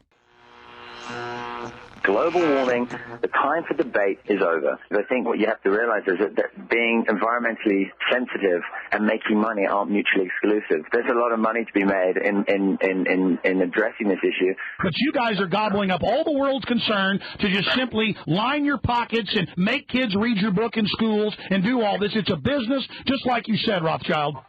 It's not. Do you think I make any money out of this? It's the same thing. It's the same thing your your money-changing ancestors did. They're in Germany, Red Shield, and I'm calling you out, Red Shield. We know it's a scam. A pollution-based tax system, principally CO2. We're causing it mainly, vast majority of it. The consequences are bad and will be catastrophic unless we act.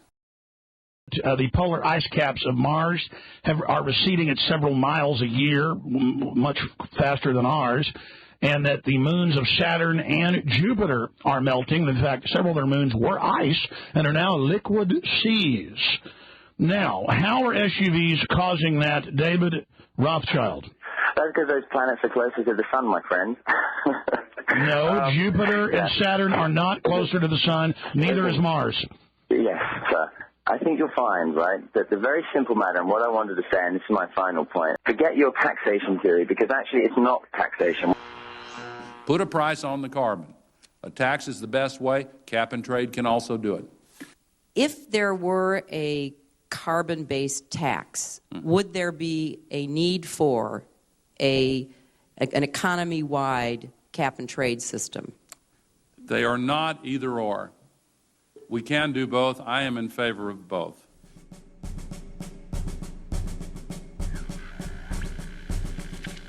The architects of the New World Order are in a race to complete the structure of world government so they can suppress the independent development of technologies that threaten their monopoly of power, while at the same time steering new developments in the direction the architects chart for humanity. The technocrats call their governing system the final revolution because in the past, empires were enforced militarily. Now enforcement is primarily psychological and economic, and society itself is a construct of the elite who operate outside the controlled paradigm and control the civilization within, just as a child maintains the environment of a fish tank. We are like lab rats, living out our entire existence, never questioning the confines of the cage or the scientists who experiment on us. New World Order engineers have hijacked human destiny. Its controllers have closely studied human behavior for more than 100 years and are now steering us with expert control, using our primitive drives and desires as levers. They have developed their mind control systems to the point of being able to control the average unconscious person like a car.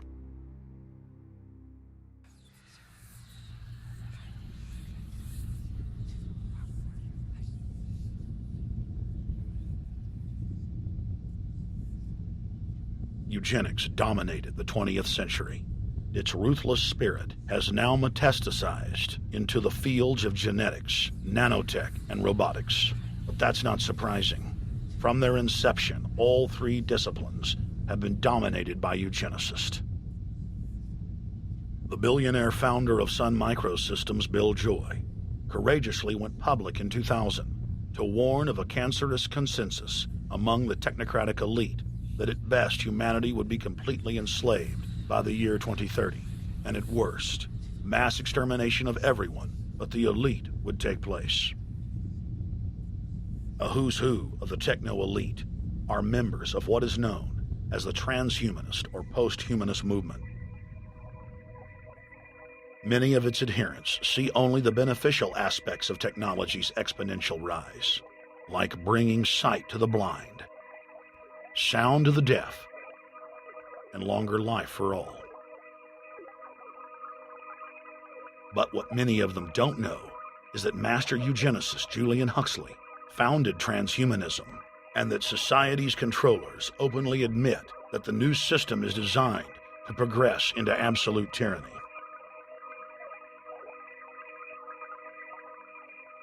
Leading transhumanist Ray Kurzweil boasts that technological advancements will allow those that can afford it to live forever, but admits that most won't be able to keep up with the new master race. The drive for world government is now all about who will control and have access to radical life extension systems. Biological evolution is too slow for the human species. Over the next few decades, it's going to be left in the dust. Transhumanists believe that they will attain the fountain of youth by merging with technology. Now, it may be within their reach. Decades ago, transhumanists said that if you did not accept augmentation or enhancements, you would no longer be able to get jobs. And now it's happening today. The elite who occupy the commanding heights of digital reality are suicidal nihilists. Suicidal nihilists know that there is no longer any substantive purpose to their willing, but they would always prefer to go on willing than not to act at all. They can very happily ally themselves with the notion of nuclear holocaust or perfect exterminism. Technology has become so powerful in its capacity for destruction that free humanity cannot afford to let psychopathic technocrats with delusions of grandeur repeat the mistakes of their forebears, because it is highly probable that this time they may destroy everything, including themselves in their mad rush for godhood.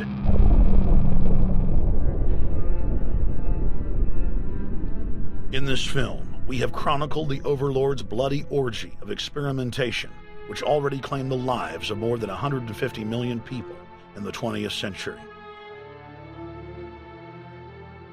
And now, they are promising to deliver an invincible tyranny that will dwarf their past exploits.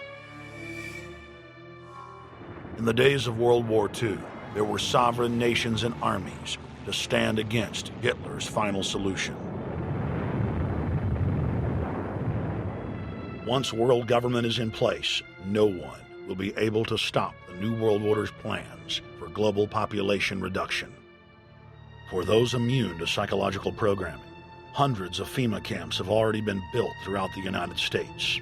In their quest for population reduction, no method is off the table. These dark builders intend to release a string of man-made bioweapons plagues, each one worse than the last, while at the same time expanding the police state to enforce an orderly extermination of the population, all in the name of fighting invisible terrorists. And the Georgia Guidestones stand today as a cold testament to the elite's sacred mission. To have a two-class system where the underclass are forced to live as slaves in tiny enclosed cities, while the elite enjoy the land of the earth, evolve into superhumans with the aid of advanced implantable technologies, live eternal lives, and travel throughout the cosmos. This is the promise given to the inner members of the New World Order and the agenda of the Bilderberg Group.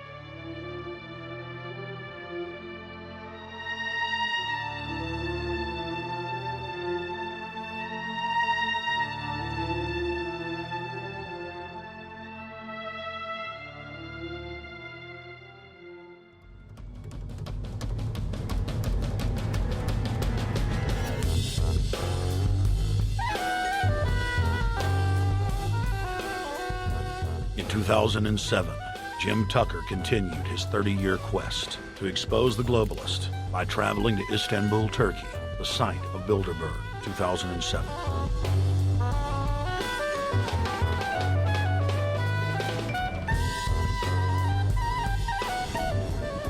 Jim Tucker, thank you for coming on, my friend. It's always fun. Jim, tell us what you saw today when you were out at the Ritz Hotel. We were at the Ritz-Carlton. It looked like a typical Bilderberg scenario. They had the armed guards all around the place. They had platoons of cops in formation waiting for the disbursement. They also had cops all the way around the building, and they had all those high-tech things where every member can hear whatever's spoken in any language, instantly translate into his own language so they can keep up with it.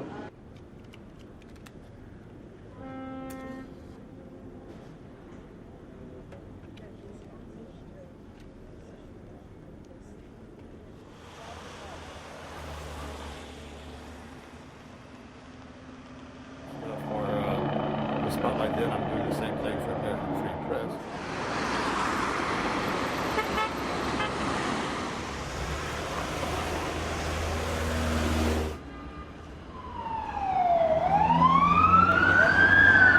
Herhangi bir sorun çıkmıyor. Hey, is the hotel open? Çünkü İngilizce bilen var mı? Ben bilmediğim için. Let's just ask him directly.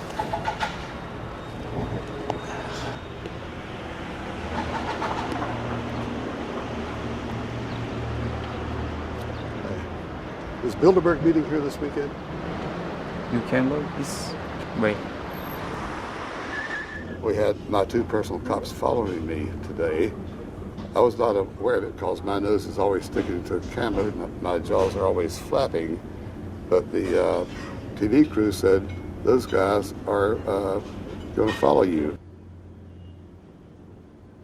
And their car followed us out to the hotel. Then they identified the two cops in plain clothes, not business suits, but sport shirts and so forth. Yeah. That's the car that's been on our ass? Yeah. You want to photograph him? Yeah. You are, aren't you? Well, they're very likely Bilderberg boys.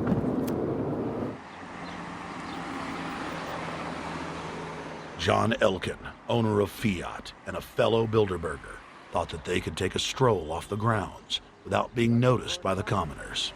I was thinking about that.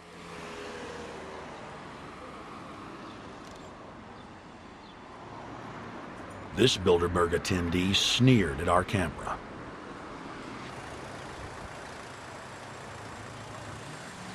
This carload of kingpins gave the media a murderous look and seemed shocked that they would dare point a camera in their direction.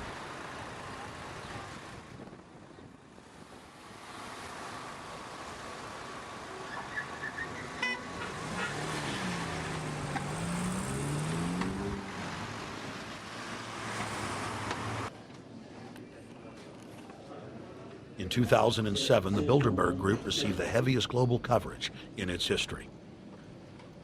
Jim Tucker witnessed press conferences attended by hundreds of members of the media and a new generation of info warriors, like reporter Paul Dornanu of Romania, are tracking the elite, no matter where they hide.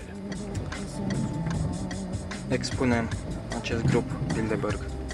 Now, Jim, my governor, Rick Perry, it's in the front of the Dallas Morning News. The headline reads, Texas Governor Rick Perry to attend Bilderberg.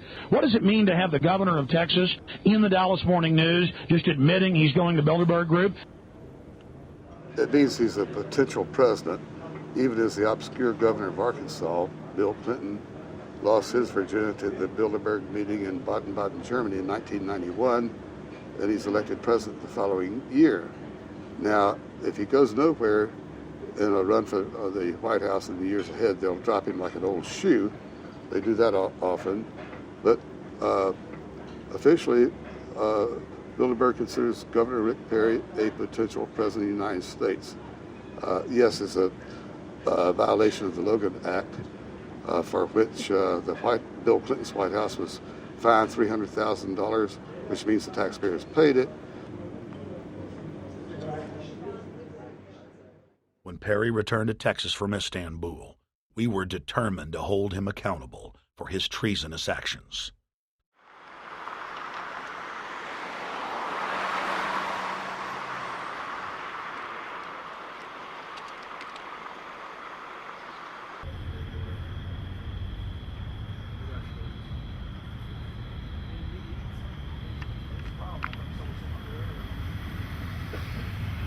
We don't want our roads, our water, our power plants, our entire infrastructure turned over to the New World Order.